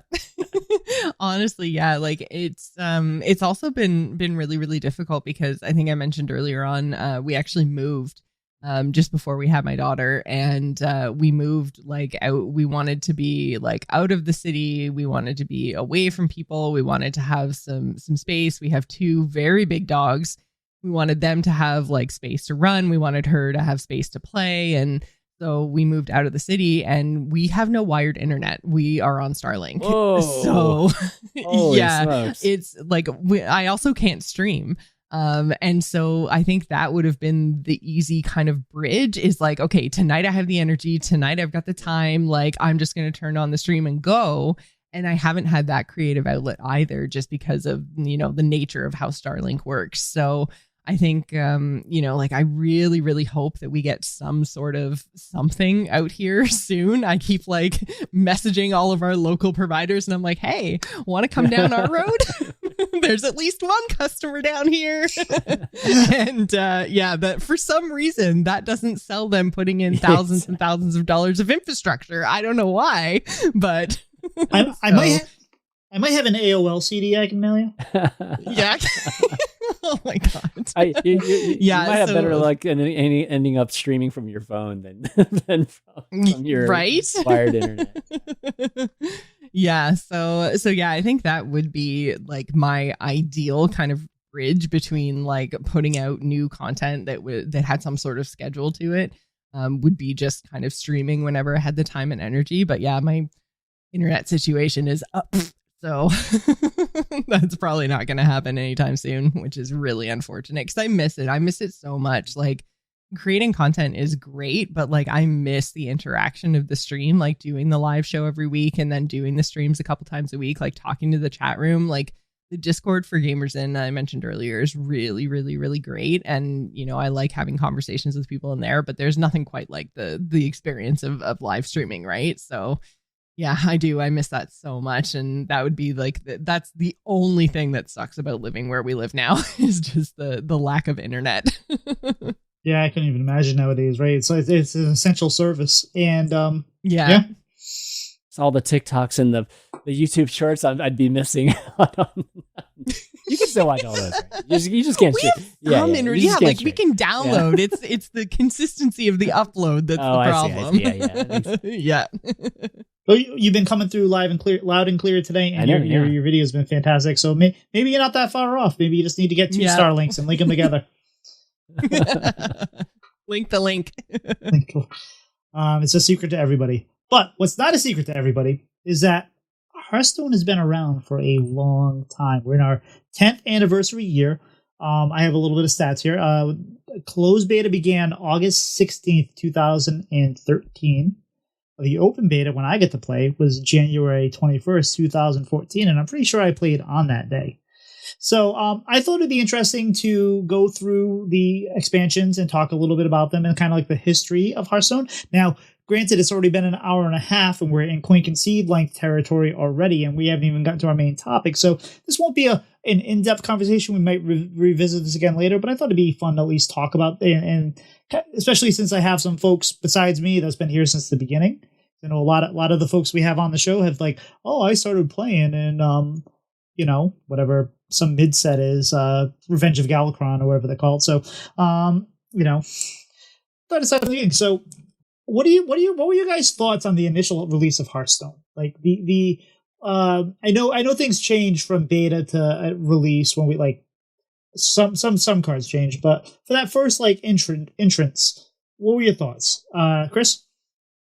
The very first time playing, like I think the very first. I mean, I think I played beta, so I never was in the alpha, and honestly had no intentions of playing Hearthstone at all. Like I, in fact, had the beta queue sitting in my email mailbox for like days, like probably 3 days or 4 days after everybody started streaming. They were like blowing up as streamers and all this stuff, right? Like I didn't even touch it, and then finally, I forget who it was that just like finally convinced me just to play it. And so I was like, okay, all right, man. And then like literally after the tutorial, I was pretty much hooked after that. So, yeah. So when it came out, I mean, it was everything. I mean, I don't, I'm probably just like you guys. I wouldn't start a podcast unless I'm just extremely obsessed with something. And yeah, I mean that obsession pretty much started the very, very first day I played Hearthstone, and Value Town probably started a week after that. Like it was really fast. I mean, when I like want to put all of my time into something, then my content's going to be all about it. So, yeah, so it was awesome. It was amazing. I mean, if you want to talk balance and stuff, there was no balance. I mean, come on, let's get real, right? Like, I mean, I won a tournament. Okay. Like I won a tournament with pros in it because of the Hunter deck, the Unleash the Hounds Hunter deck that was just ridiculously stupid back then.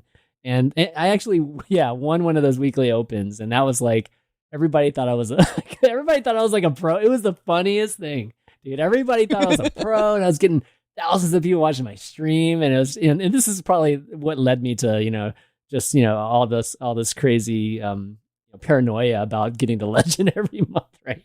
But yeah, so. It was obviously super unbalanced, but it was just amazing and fun, just because it was my first experience with the card game. Because I didn't play Magic, and so this was literally my first, TCG or something similar to that. CCG, yeah, CCG or TCG, CCG or TCG, yeah, CCCG GT. I don't know. No. What I thought was interesting too is when they reintroduced Classic Hearthstone. It like once we had access to stats and we knew how to play better and we knew strategies better, like all of a sudden Chanman wasn't as bad as we remembered initially. And I didn't play it that much because I was like, well, I already have too much invested in this other stuff. Same thing with like Classic WoW. I'm like, why am I gonna play Classic WoW? I did that already. Let's do the new things. But yeah. But you guys had, at least when you guys started your podcast, you had the opportunity of an open market. Like no one's doing this, or very few people are doing this. So it's like this. I was the moron that said, hey, let's do a podcast when 3,000 other people do a podcast about the same subject. So, but I still love the game so much. I love to talk. I love Hearthstone. Let's do both. What about yourself, Jocelyn? What did you think about the game early on when you first started? Like you came in, you did a podcast. It was early. What was it? What was it like for you? Well, I think the reason that I really latched on to Hearthstone the way that I did very much had to do with the fact that it was, kind of quintessential Blizzard at the time, right? Which is like easy to get into, but really, really hard to master. Like it was very accessible for me. It was easy to understand. It was colorful. It was fun. And then, like there were other people that I would see, like, Chanman winning tournaments and be like, wow, I wish I could be like that. I wish I could be that good. Totally do it. Yeah. So like, I think at the time it was very clear to me that I could play it and have fun, but there was a ton of room for improvement. And that to me was really kind of a driving force behind it. Was like, there was always that, wanting to learn more. And that kind of is what kind of fueled my passion for the game, right? Is I never felt like I knew everything I was going to know. And learning to be a deck builder, which I am still not good at, but learning to be a deck builder was this like big, huge, lofty goal that, you had the like either standard or arena ways to kind of learn how to pair cards together and things. So there were even multiple avenues to learn that skill. And yeah, I think that's why I really latched onto it, as I was like, this is like fun and goofy, but like there's an element of competitiveness here too. Like I can get better, I can learn. So I think that like that's why I really latched onto this game specifically, way more than any other, card game or anything else that came after it. is really Hearthstone was just like so accessible, but then had so much room for improvement. Like I'll add one more thing too, just in terms of Hearthstone. When I first played it, like there, I think it's really understated, and I mean we probably all talked about it on our podcast, but like I think people that don't like Hearthstone or haven't played it much or whatever really don't know that Hearthstone mechanics and the game itself, like it actually feels so good doing everything in that game. Like, and there's a reason why there hasn't been another Hearthstone. There hasn't been another super successful, just video game like in this genre, is because Hearthstone and that team did such a good job with all the little elements of it. And still to this day, I think it's voice lines or it's animations or how it feels when you press the hero power, how you play cards, like you drag the cards and all those little things. When you hit something with a really high attack and everything goes like it's the sound. I mean, it's literally the sound, right? Yeah. It's like all of those things matter so much, like when you're making a game, and it's like totally underrated and just undervalued. And Hearthstone, as well as all the Blizzard, I mean, most of the Blizzard games, at least in that age of Blizzard, was like all about that. And I still think to this day, like those games were the best at the making the simplest mechanics, which, game design 101 is literally make the mechanic that your user is going to do the most, like the thing that feels the best in the game. They did a wonderful job of that in Hearthstone. And I just I recognize that even in the tutorial, like it was just like, oh, this game feels great, dude. Like, and yeah, I mean, I already had respect for the game to start off, and then I went from there. And when Hearthstone came out, it was a different time, right? It was when Blizzard, when we trusted Blizzard, and when you knew Blizzard was going to put something out, it was going to be quality, it was going to be done well. And at the time, we thought it's just this is just a Blizzard thing, so it's going to be polished, it's going to be great, it's going to be done by good people, riding unicorns, drinking, whatever. And then we found out later on it wasn't as happy as could be, but like for the longest time they had our trust, they had everything, and like they delivered, like Hearthstone delivered. And so I was looking at the nerfs. I wanted to know. I looked up what the first nerfs were. Like there were nerfs before beta ended, but after it released, these were the first 3 nerfs we had on March 11th, 2014. Unleash the Hounds went from 2 mana to 3 mana, and that was paired up with the Buzzard, right? Nat Pagle. The card effect was changed from at the end of your turn you have a 50% chance to draw a card to at the end of your turn you have a 50% chance to draw a card. Like, that small change from the end to the start killed the card, but it also, like, how, like we get that in spades now. Like, that is such it's like nothing. A joke now. That was the biggest thing, like going back and playing Classic, is I was like, which I played so much Classic because I very, very much wanted to say, like, if I, with all the knowledge I have now, could I have been a better Hearthstone player from the get-go? Yes. And it is hilarious, the things that we thought were like way, way overpowered versus like current contemporary Hearthstone.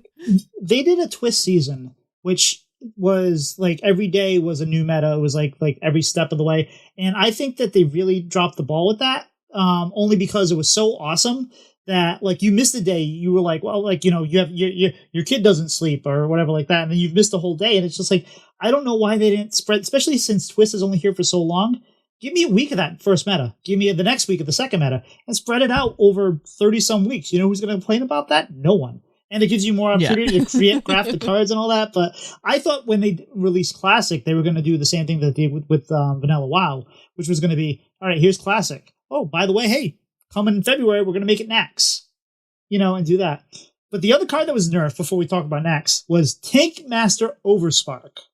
And the effect was changed to target a random minion instead of chosen minion, which was, it would convert it to either a 1/1 chicken. Squirrel or a Devastator. Squirrel or Devastator. Yeah, or Devastator. That's right. Yeah. Oh, that was awesome. And again, we have so much more power now than this, and it's just funny that had to be made adjustment. But I thought Nax came out. What was that, Chris? No, I was gonna say, like, you mentioned Twist, right? Like, it's kind of a sad. It's kind of like a double-edged sword for me. Like, whenever they come out with like the old expansions or whatnot, because it's like it's reminiscent, it's awesome, right? But I feel like I'm just so jaded now, like with the power levels now, like, it's kind of like, oh man, this is like all these cards I thought were so powerful are just not powerful. So it's hard for me to just like readjust that, like in thinking back when I mean Nat Pig, I forgot when Nat Pig was actually. Yeah, that was good. Like when it was 50% before. And thinking about that now, it's crazy. I mean, we have like 5 or 6 cards that like give us 100% draw card. Like, so it's kind of, it's hard for me to see these cards in the same way. So I mean, I love that's coming up too, right? So, I remember how broken Load Up was like back in the day, and and nowadays it's like totally nothing, right? So you wouldn't put it in your deck if that was in core right now. You wouldn't put it in your deck, right? Look at they that was an auto put. That was an auto back in the day in Nax. Yeah. They just gave us Ganonbaku back for a month or whatever, and it made it into one deck, like a Warlock, and everything else you didn't really see it because what was powerful then. And granted, we didn't have Prince Kelitheth and a couple of the cards that maybe made it a little better, but like you didn't play them because what was powerful then just doesn't matter now. And it's not a complaint.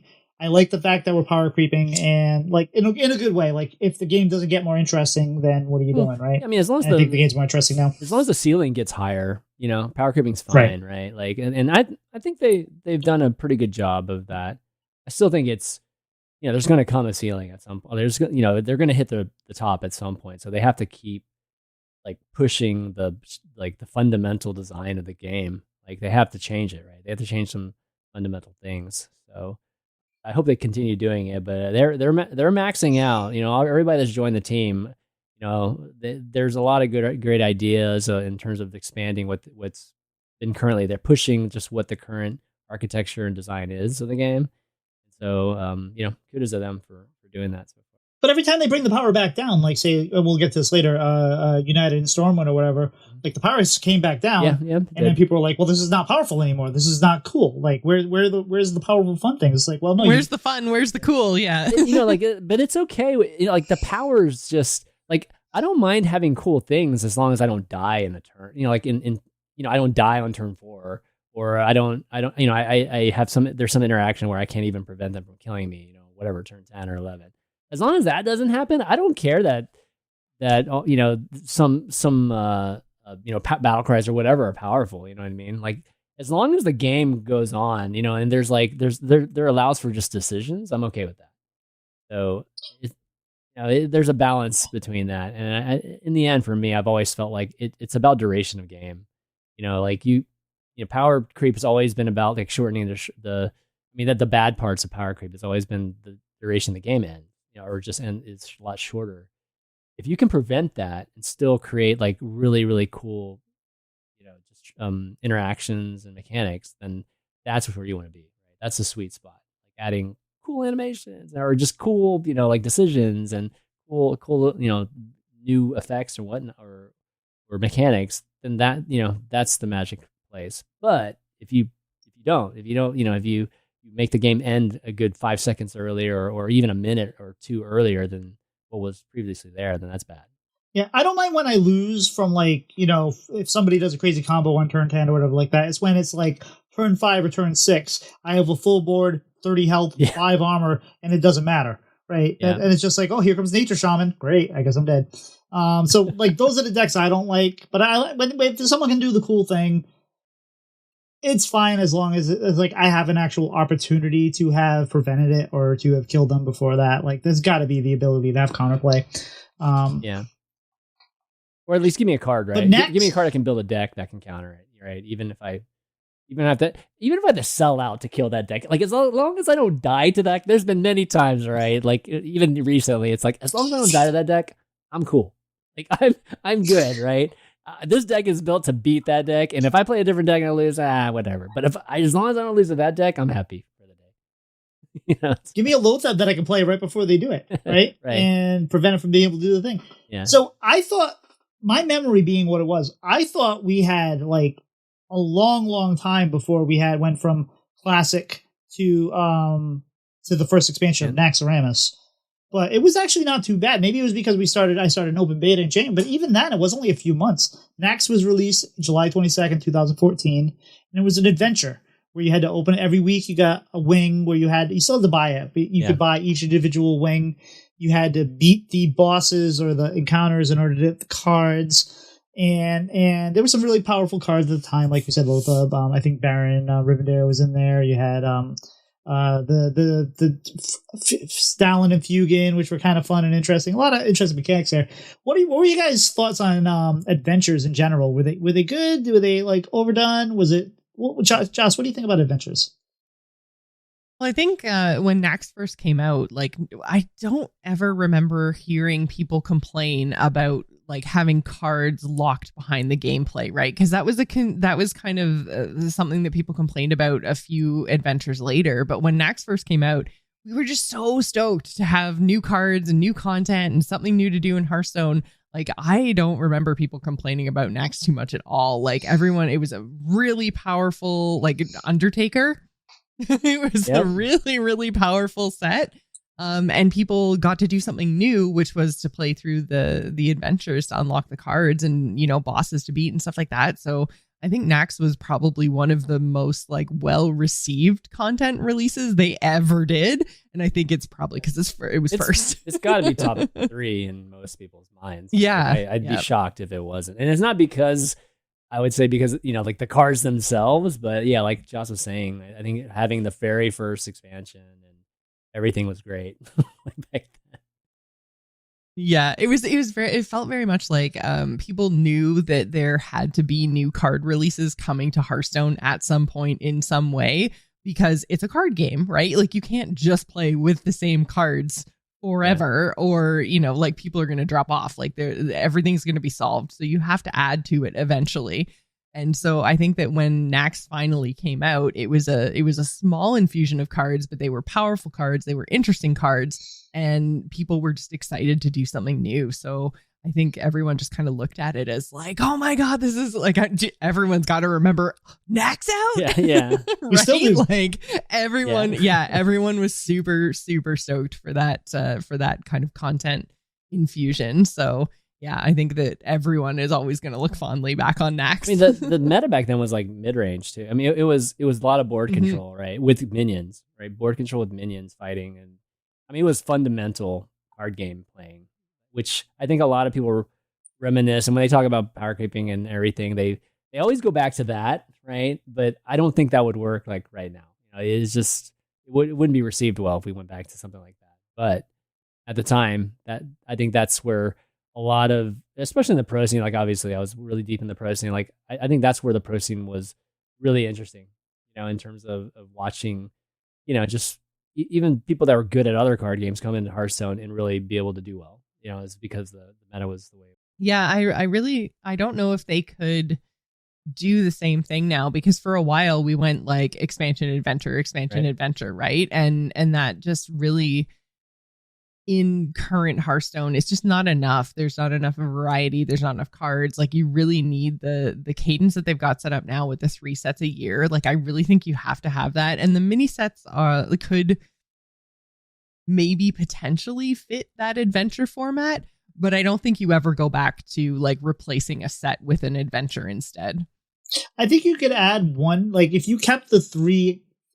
You'd have to keep it. That's the thing, right? You'd have to keep the 3. Right. Well, and there's been rumors over the last few years that maybe they're going to try to go to 4 expansions a year. So, I mean, maybe if instead of doing that, maybe you could do 3 expansions and a adventure or something like that, or whatnot. But like I said, the mini set, like you said, the mini set would be probably the way to do an adventure like that. But they're already scaling back that kind of content. We're now going to have 1 board a year instead of having 3, and we don't need to go into all that drama, but like it seems they're pulling back rather than adding more. So I don't think we'll see anything like that. But I mean, adventures were fun, and having the additional ability to compete with those in a heroic mode, which then becomes kind of hard to maintain because you're not going to maintain solo content that's going to change when these cards get balance adjusted and all that. But no, Nax was awesome. Nax, and it had such good flavor, and it was like obviously it was still we were still heroes of Warcraft at that time. And it really dove into Nax, and Nax was a raid that was released twice, right? It was released at the end of Classic Vanilla, and then it was released again once we got to Wrath of the Lich King. So it was definitely some place that most people had experienced these bosses and these characters if you've ever played WoW, because it was a very common thing. Then we moved on to, and I don't have the dates for the rest of these, but we moved on to Goblins versus Gnomes. The thing I remember the most about Goblins versus Gnomes was the commercials. We started getting actual commercials, and an Oiltron and the guy like at the podium and all that. And that really felt like, hey, this game's kind of taken off. We've kind of made it where we're seeing commercials in places now.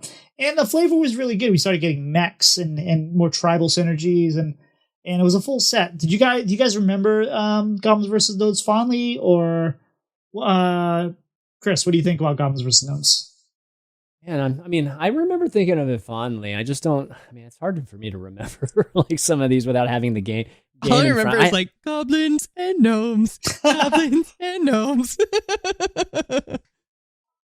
Iconic card for us, but I mean, I do remember all the death rattle cards, all the mechs and the death rattle cards, and I mean that was like, I would say the first itch of just these cards that were like greedy and not really that good, in terms of winning, where I really felt like, oh gosh, I want to play Pilot Shredder, and what was the 6/4, like the 6/4 drop that had the death rattle that would summon, I think, a 4 drop or something like that. And then we had the Pilot Shredder. Yeah, Pilot Shredder. And then we had the legendary, right? The 5/7 that would. Yeah. So I mean, like those Sneed something, exactly. Right? Wasn't it? Sneed something. Which made it into Battlegrounds. Right, exactly. Yeah. So those cards, I don't know, like those. I'm a sucker for those. So like, I don't know why, but I love that. I mean, Pilot Shredder is obviously part of the meta, like for a long time. And that was a solid set too. I don't feel like a lot of people had big complaints of GVG, unless I'm remembering wrong.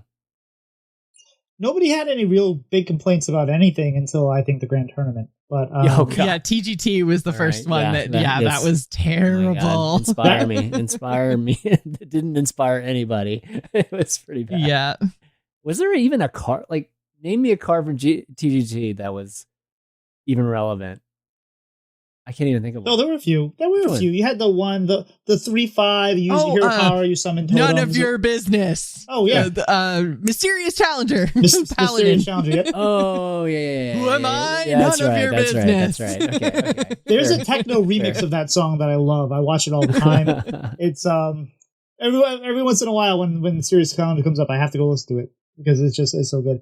But So between Goblins and Gnomes and the Grand Tournament, there was Blackrock, which gave us like Emperor Thurzon, and that really kind of introduced us, I think, to mana cheat on a level that was, you could start doing combos now. You built up your cards in your hand, and you had to get one tick of Emperor Thurzon in order to pull it off. And I think it kind of changed the way we thought about the game. Yeah, probably changed it in a bad way, I would say. I mean, at the time, I would say it changed it because mana cheat is so hard to design for. If you design, like assuming it's going to happen, then that's not fair. It's not. I mean, it's usually not fair for a card. Then the cards, like their vanilla normal version, don't feel good. Everything feels bad. Every card has to be adjusted, like in some way, yeah. Right? And that's why I've always hated global mana cheat and global anything that actually affects the design of previous cards. I've never loved. Still don't love even to this day, and I know they try to make it happen because they like explosions and fireworks, but yeah, that card was I would say the first time that I just felt like that's questionable, and that's a card that everybody played, like literally everybody played in every single class, every single deck, right? You just had to play that card. It was just so good. Yeah, it's just it was crazy, Like Sylvanas. What if your hand was just cheaper? Like Sylvanas back then. Played early vanilla and everybody played it. And it was the end of turn, so you guaranteed got a tick. It wasn't like a death rattle that you could polymorph or anything like that. You were gonna get it. Yeah. And then that was it had taunt on it too, right? Because if you don't get rid of it, they're gonna get another. No. It had taunt as in if you don't kill it, it's gonna do it again. Yeah, I was gonna say I don't remember the song. Yeah, It's implicit taunt. Yeah. But Josh, you have any thoughts on those two sets, the Goblins versus Gnomes, or Black Rock or the Grand Tournament? There were fun cards in Grand Tournament, right? Like they weren't good, and if it was nowadays, they could be tuned a little better. I think Inspire was a good idea. They just didn't, and it wasn't inspired the way they implemented it. Yeah, I think Inspire. I remember at the time really thinking that it was an interesting concept because you got another thing happen when you hit the button you always have access to. Like on paper, that seems like something that could potentially be really powerful, but I think it just like, I don't know if the minions were too expensive or if just the concept itself was too expensive, if it happened too late in the game. I don't know, but it just never really caught on. And I think that maybe with some refinement it could have been better, but at the time it just nothing. I think there was maybe the Druid Inspire card I feel like saw some play, but yeah, for the most part the whole entire point of the expansion just never happened, right? I'm looking at some of them. Tournament Medic was played some. Just looking at some of these Inspire cards. But you're right. There was a Shaman one. It was a 3/5. You totemed, then you got like another copy of it or something like that. There was the War Kodo, right? Yeah, that's War Kodo. War Kodo. Yeah. But and they eventually figured out. I forgot about these. I forgot about Itis and Joel. No, they eventually figured out how to do Inspire. Like we had like Ping Mage that was really good, and Oh, remember Bolf was in this set too. Yeah, I forgot about Bolf. That was a fun card, but Bolf frames out of me. Yeah, it would work. It would work today. Like Inspire would totally work in like a modern set or a modern expansion. But back then, I mean, just being greedy or not greedy, but anything that was more about like value, or just like hero power valuing, and anything later was bad back then. That's why this just never worked, and it was probably surprising that they would create a set like this, where the main mechanics Inspire, something that requires, you to do something later, instead of a little bit faster. What was the meta back then? Like I forget what was good during TGT.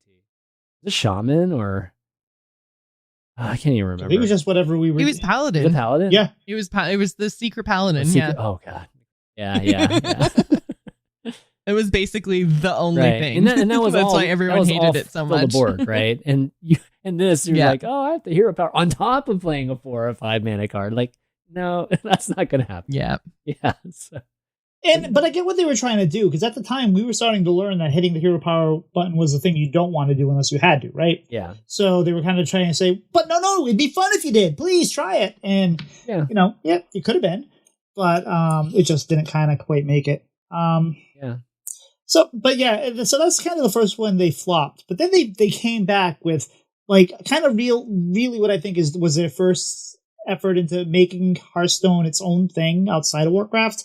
And that was with the League of Explorers, right? Now, am I wrong, or is this the one that Ben Brode came out on stage and was like, here are the League of Explorers. By the way, you can play with them on Tuesday. Yes. I think Probably, that was right. I think so. That was right. Yeah, and that was hype. That was super hype, dude. I was like, what? Like if the expansion comes out like early? That was cool. Or something like you could play with them a week early if you pre-bought something. I forget what it was, but it was like that immediate. Week. It was like literally get home and you can play that week. I remember that was. And this set introduced Reno, which is an archetype we still have today. Brand with the double battle cries that never go away. It's even worse now. But there was a lot of cool things you could do with that. I thought this was probably one of the most impactful sets, even though it was an adventure that they had put out, just because it changed the way we thought about it. This was Discover too, wasn't it? Where Discover came from was League of Explorers? That sounds right. Yeah, I think so, because Sir Finley had to discover hero power, right? Like, so that, I mean, even if it wasn't a card, they at least introduced the mechanic. Yeah. Yeah. So, yeah. So, I mean, like, when you think about, Reno giving us the Highlander thing, and then, the Discover mechanic that was in every single set after League of Explorers, assuming that's where it did come in. I'm pretty sure it is, but I think you're right. Yeah, so like I think it would be difficult to argue that League of Explorers wasn't the most impactful set of all time. Like, yeah, I think for sure. And I remember it being super duper fun too, because they made up their own characters, and it was the first departure from Warcraft. It let the team kind of show off who they were more so than just, like their spin on existing IP. It was like, hey, here, we've done something totally new. And then, when they came out with Mean Streets a few sets later, I was like, this is super fun. Like when we got to Mean Streets, I was like, I wish Warcraft took from Hearthstone instead of the other way around, because the stuff they did in Mean Streets was such a cool and interesting version of Gadgetzan that like I wanted what was in Hearthstone to be like a PvP arena over in Warcraft, because it was just so much fun.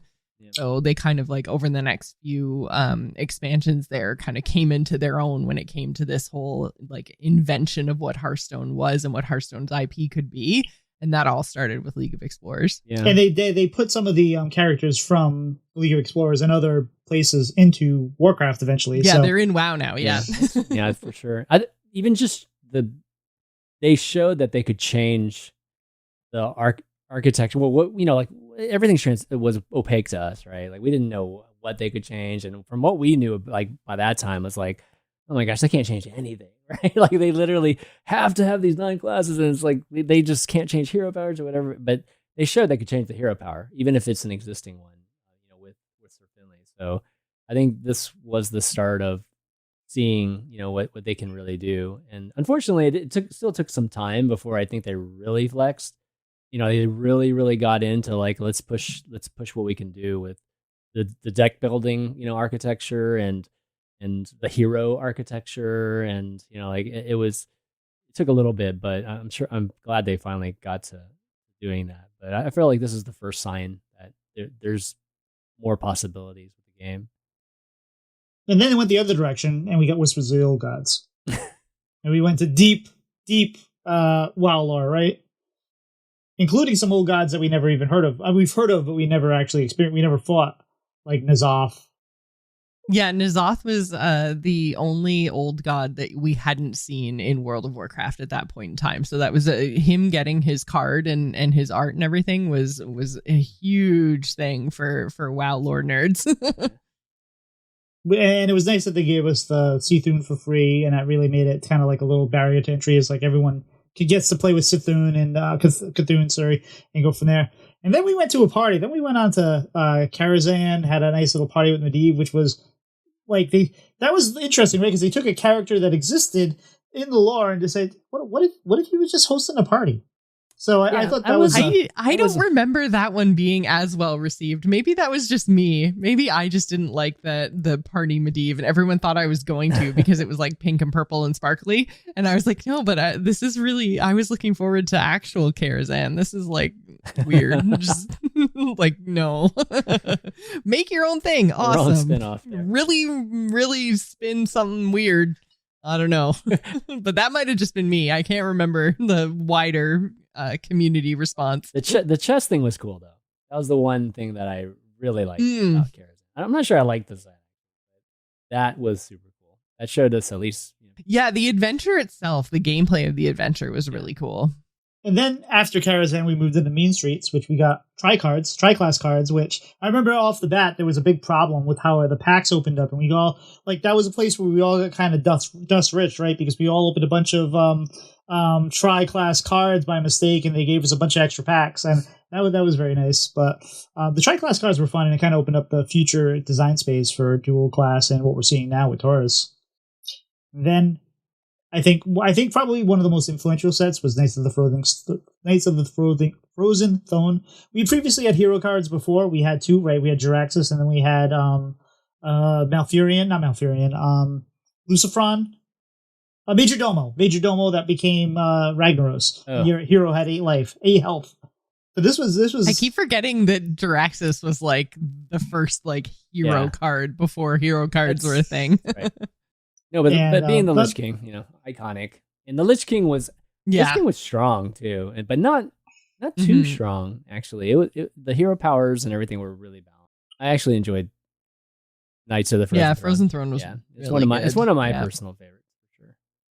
But because it had so much different thing. It was like the like we've had times where all you do is Sire Denathrius, no matter what class you're in, right, or whatever like that. This had diversity, right? It had Jaina had her own pyro power.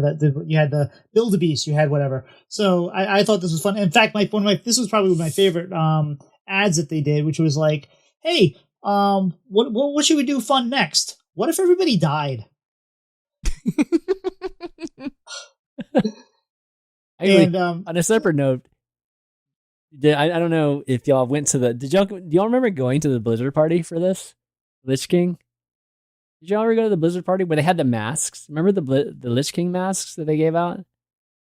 You ever remember that? I was not privy to that. It was like a frozen throne. I'm trying to remember. I'm pretty sure. I'm pretty sure you guys really probably don't remember it, but I just remember that. I remember those masks were super cool. Like that's like a random note. I remember those masks being and that party being super cool for a Lich King. I remember there being a solo adventure where like you started off and like you had to be Arthur, you had to win it all the time, but the very beginning of it, you're like Jaina and you're going up against the Lich King, and it was a scripted fight, and like on turn 3 they had like all these other things, and you drew like something stupid, and she's like, "Oh come on, are you kidding me?" That was when we were getting adventures, even if they weren't part of the adventure. We were getting solo content, and then we had lots of we had the dungeon runs, and they kept expanding those and became duels, and that was great. But we're getting kind of late here, so let's kind of blitz to the little bit of last of this. Kobolds and Catacombs was always that was a fun reveal at BlizzCon with the Choose Your Own Adventure. Witchwood was a really good expansion because that's when we got we skipped Journey to Ungara, that's when we got quests. What were you guys' thoughts on quests? Quests were okay. I feel like quests kind of homogenized the game a little bit at that point in time, and you kind of knew exactly how everything was going to play out. So I think that quests were maybe like fun at the beginning and a good idea, but kind of by the end were I guess solved too quickly. Maybe was how that was. But I mean, I do think Journey to Ungora was a really, really good set. That's when we got Adapt, and Adapt was super cool. Yeah. But yeah, I think that the whole idea of quests maybe I think was probably best in Journey, because we got quests again later too, and I think the second time we got quests was so much more like egregious. And then we got quest lines. Yeah. I think with quests, you need a whole year's worth of cards and you need to make sure the quests are not the game winning condition. Like it's better than what you would normally do, right? In terms of like it needs to be a good balance between that and it's hard. It's hard to do that, but if you can pull it off, quests are awesome. Like quests are, and they get, I love the concept of quests, like having a different win condition. And then they gave a side quest, which really didn't do as much. So I think they tried to say the same thing. It's like, what if we do a side quest? Like, no. We do 3 terrible things just to get something that's just not really that strong either. So yeah, I haven't seen I think I've only seen the quest card that's in the current set played once. The Rogue Legendary, where you get like almost like a mini quest to play 3 cards. Yeah. From a different set, and that's what they're doing. That's what Rogue's doing right now, and it doesn't find home. Witchwood gave us Rush, and that changed. I think that changed everything. That became such a that flipped everything on its head, because now they play, instead of being scared to print charge minions, now they could print all the Rush minions they wanted, and I think that was good for the game. I don't think everyone agrees. Do you guys like the Rush mechanic? Yeah, I think they've been fine with it. I really like Rush, because I think one of the things that they had said was that they really wanted Hearthstone to be more so about like minion based combat, about the board, right? And they didn't necessarily want you to be able to kill somebody from hand from 30 health sort of thing. And so I think by putting Rush in the game, it allowed them to kind of give people some answers without worrying about those big explosive like druidy, remember when we used to do like 14 damage in a turn as druid, and we were like, combo druid, that's too much. Wow. Yeah. But yeah, so I think that the changing charge to Rush made a huge difference, and I think it was really key to their goal of making people play for the board a little more. They could have they could have brought back Savage Roar now. It wouldn't have been as bad as it used to be. All right, we're gonna my guests are starting to fade here, so no, not to their detriment. We're over past the 2-hour mark. What did you guys think of when they did the 2 years that they had the stories? So, like, we had a year of Galakron's Awakening where they told the story throughout the entire year, and then we redid it again with Forging the Barons and our 10 heroes, and we had a story to follow through. Did you guys like that? Did you guys think that brought something to the game, or do you, like, I don't care as long as the cards are good? I mean, to be honest, I think during that period, I wasn't playing the game very much. Like, I caught up, during Castle. I think Castle is when I like literally caught up on 4. This is the first time I'd ever skipped expansions. I think it was during Juke or whatever. And so I had to catch up like when I got to Castle, and it was an awesome experience. I can tell you about that another time. But yeah, so I don't have much to say about that. Oh, okay. I was like, I don't want to like step on toes and take all the answers. But yeah, I think story-wise, I think Galakron's Awakening was more successful than the kind of we're gonna copy vanilla WoW year. Basically, like with Galakron's Awakening, you had a mixture of Hearthstone's own original characters with like the villains and Rafam and stuff, and then we had, you know, the return of Reno, and so you had a lot of Hearthstone flavor, but then in the end you were still working towards Galakron, who is this huge WoW lore character, right? So you kind of like tied the fun of Hearthstone into WoW lore, so you got everybody on board, and that was really kind of fun to see how those two things could play together.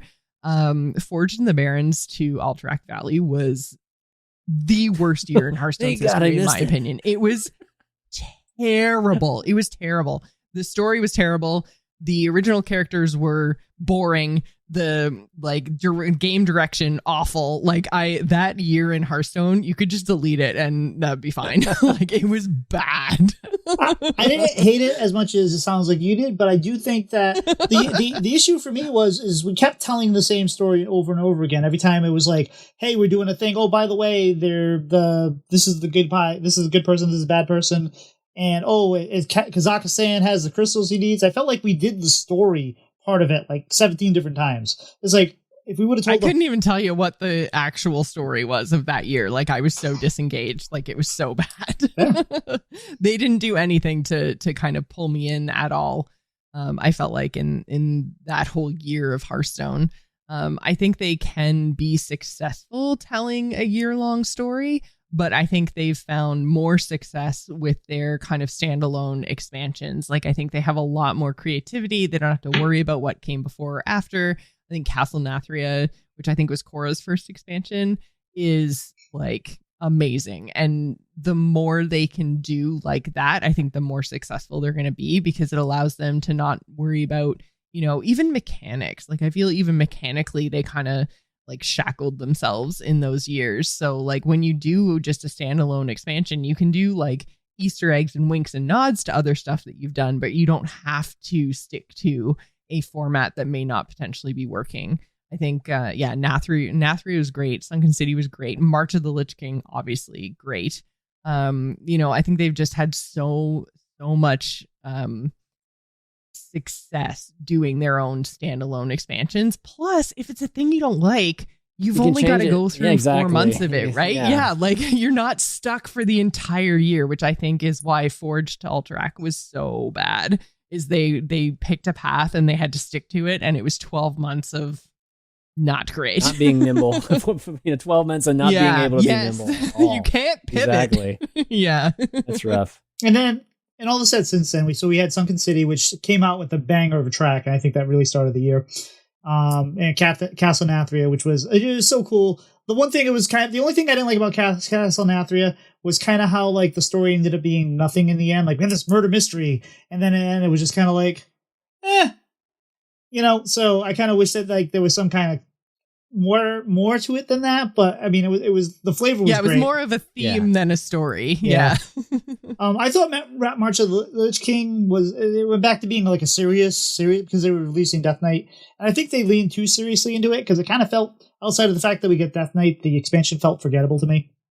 Like it was like, there was no whimsy, and that's why Hearthstone has really kind of become. But Festival of Legends, perfect. Hey, let's have Coachella or something somewhere near Thunder Bluff and see how it goes. And which is so funny because I loved Lich King and wasn't a huge fan of Festival of Legends. Like I really liked the Lich King. I liked the serious. I liked the change, to a more serious theme. Back to, and especially with Lich King, a lot of people are really big Arthas fans. So I think, the seriousness of Lich King was really nice. And then I didn't even play in Festival of Legends, like, at all. I was like, I don't like this theme. I can't relate to it. Like, I know a lot of people are into music and that's great, but it was not me. I even made playlists for if I was playing Paladin, I had a Paladin playlist based on the music they were playing. Yeah, because some people get really into it. Yeah. Not my thing. I mean, so this is the one. I think this is the one thing me and Josh actually disagree on for once. But theme wise, I thought theme wise that this was one of my favorite themes. It was more because of how witty like some of the card names were. Like I just freaking loved there were a lot of card names I just loved and I really, really appreciated. The cards themselves, I mean, ETC, right? ETC is the first time we had a sideboard. I mean that was a big one, right? So but the names were just killer for me. I was just like, yes, I love this. I love these names. Whether it was the axe or I can't even think of them. I have to get in front of me, but I just really, really appreciate the creativity there. But I mean, Marshall Lich, I love it. But in terms of like, I don't disagree with anything you just said. It's just the theme was not on brand for me. That's all. And I like it was definitely a personal preference thing. I like the March of the Lich King set. Yeah. I like the set. You had a cool fight as the trailer, and then it was kind of like, well, what else? It just didn't like the theming didn't like resonate with me long term. It was kind of like, oh, cool fight, cool thing, and now it's just Death Knight. So I don't know. I really liked the Colossals that we had, even though I hated the Priest one. I liked the way that to the Titans there was a whole new mechanic. Like they're like, how do we put a Planeswalker in here? The Warrior that was pretty cool. The Warrior one was terrible. They never made it better. They tried. It was awful. Just my little side note there. Yeah, I mean, the warrior legendary that came with that set, wasn't that your armor equals attack from now on? Yeah, so like, come on, it's not like you got nothing. The Titan itself, everybody else's Titan was cool, except for Warriors. Warriors was terrible. That whole year was Warrior. Why won't they do Warrior? Why won't they do Warrior? Why won't they fix Warrior? Of course, there's the Warrior, it's coming. And then it came, and everyone's like, why is Warrior so good all the time? True. Which is basically like you can just swap out the class, and that's Hearthstone. You have to remember, in a nutshell. I mean, we're talking 5 years of Warrior purgatory. I mean, it wasn't Patron Warrior was the last time, right? Like I think Warrior was good. You had Pirates. Don't you forget? Wait, you might not have been playing during Pirate Warrior. Maybe I totally missed Pirate Warrior. No, I Warrior. Pirate Warrior. Pirate Warrior. Is that after Patron? Yeah, that was after. Yeah. Okay. Yeah, maybe I'm thinking of a different Pirate Warrior. And you also had Enrage was really good for a while. Like Enrage was one of my favorite decks for a while. But that brings us all the way back. It had been a while though. This has been a lot, but I think I hope you guys can stay just for a little dessert. Normally we just ask one last question. Joce, what is your favorite dessert? I am a big fan of carrot cake. It's going to be divisive. I know. Vegetables and dessert. I know. But carrots are basically candy, right? There is this ice cream called frozen pudding that's served in New England. I don't know if it's sold anywhere else, but it's not pudding. It's got like carrots and vegetables and stuff in it or something like that. It's like the grossest thing. Imagine ordering something called frozen pudding as a kid and then getting like vegetables. I think it's got brandy in it or something like that, but it was just like something old people like, and it's just like... It sounds very British. That sounds like something you get in London. Yeah. Folks, I'm not going to spend a lot of time asking to leave us a review. If you can't say... have more amazing guests on like Chanman here and Joce, then I can't help you. But give us a 5-star. We love you. I'll hope to hear from you. Joce, where can people find you on social media? Best place now is over on Threads. I'm Joce Plays. Technically, I'm also Joce Plays over on Twitter, but honestly, I don't really spend much time over there anymore. But if you do want to find me, those are I'm Joce Plays in all the places. And also the Discord, right? You said the Gamers Inn is a pretty active Discord. Oh, yeah, absolutely. You can go to bit.ly/TGI Discord if you want to join in the conversations over there. It's a really, really great community. So I highly, highly recommend. We even have a lot of people to talk Hearthstone. So go check it out. I like to talk Hearthstone. Chris, where can people find you? Same as always, just ChanmanV. Just everything ChanmanV, just every channel. So, yeah.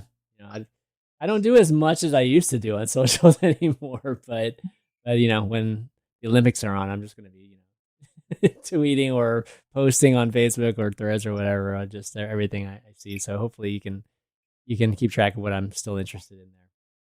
Although next Olympics in 2028, not counting the Winter Olympics, it's going to be pretty close to home to you, so you may be there. Canadian here, we only count the Winter Olympics.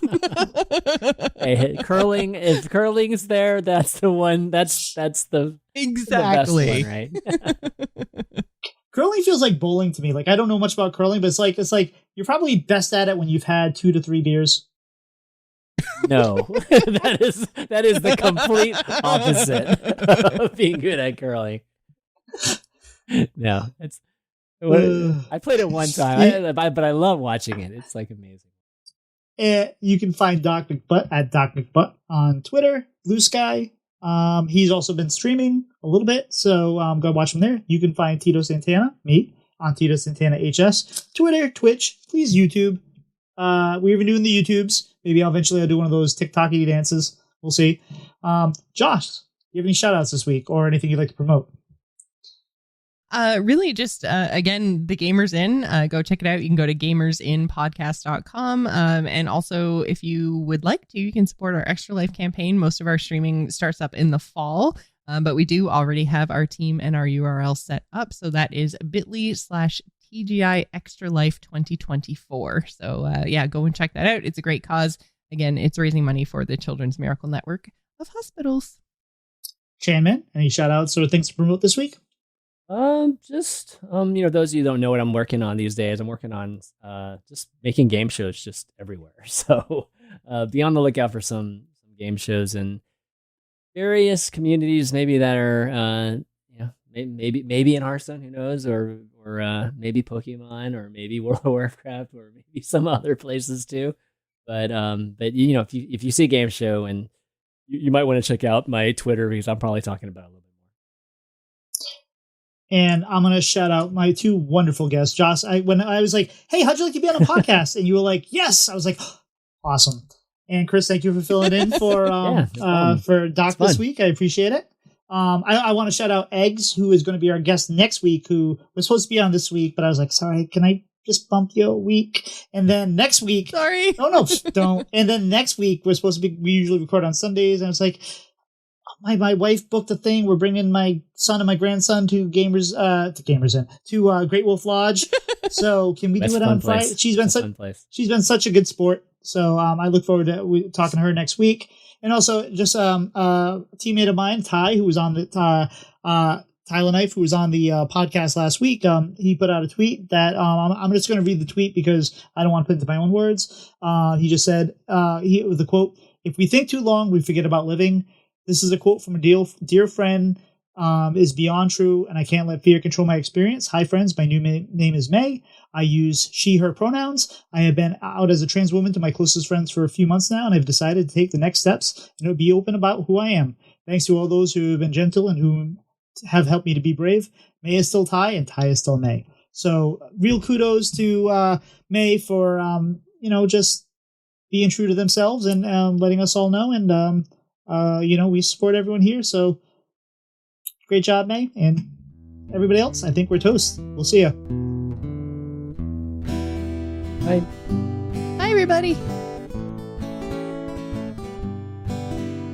Slide 2 brothers meet one another when they slide up to the mic.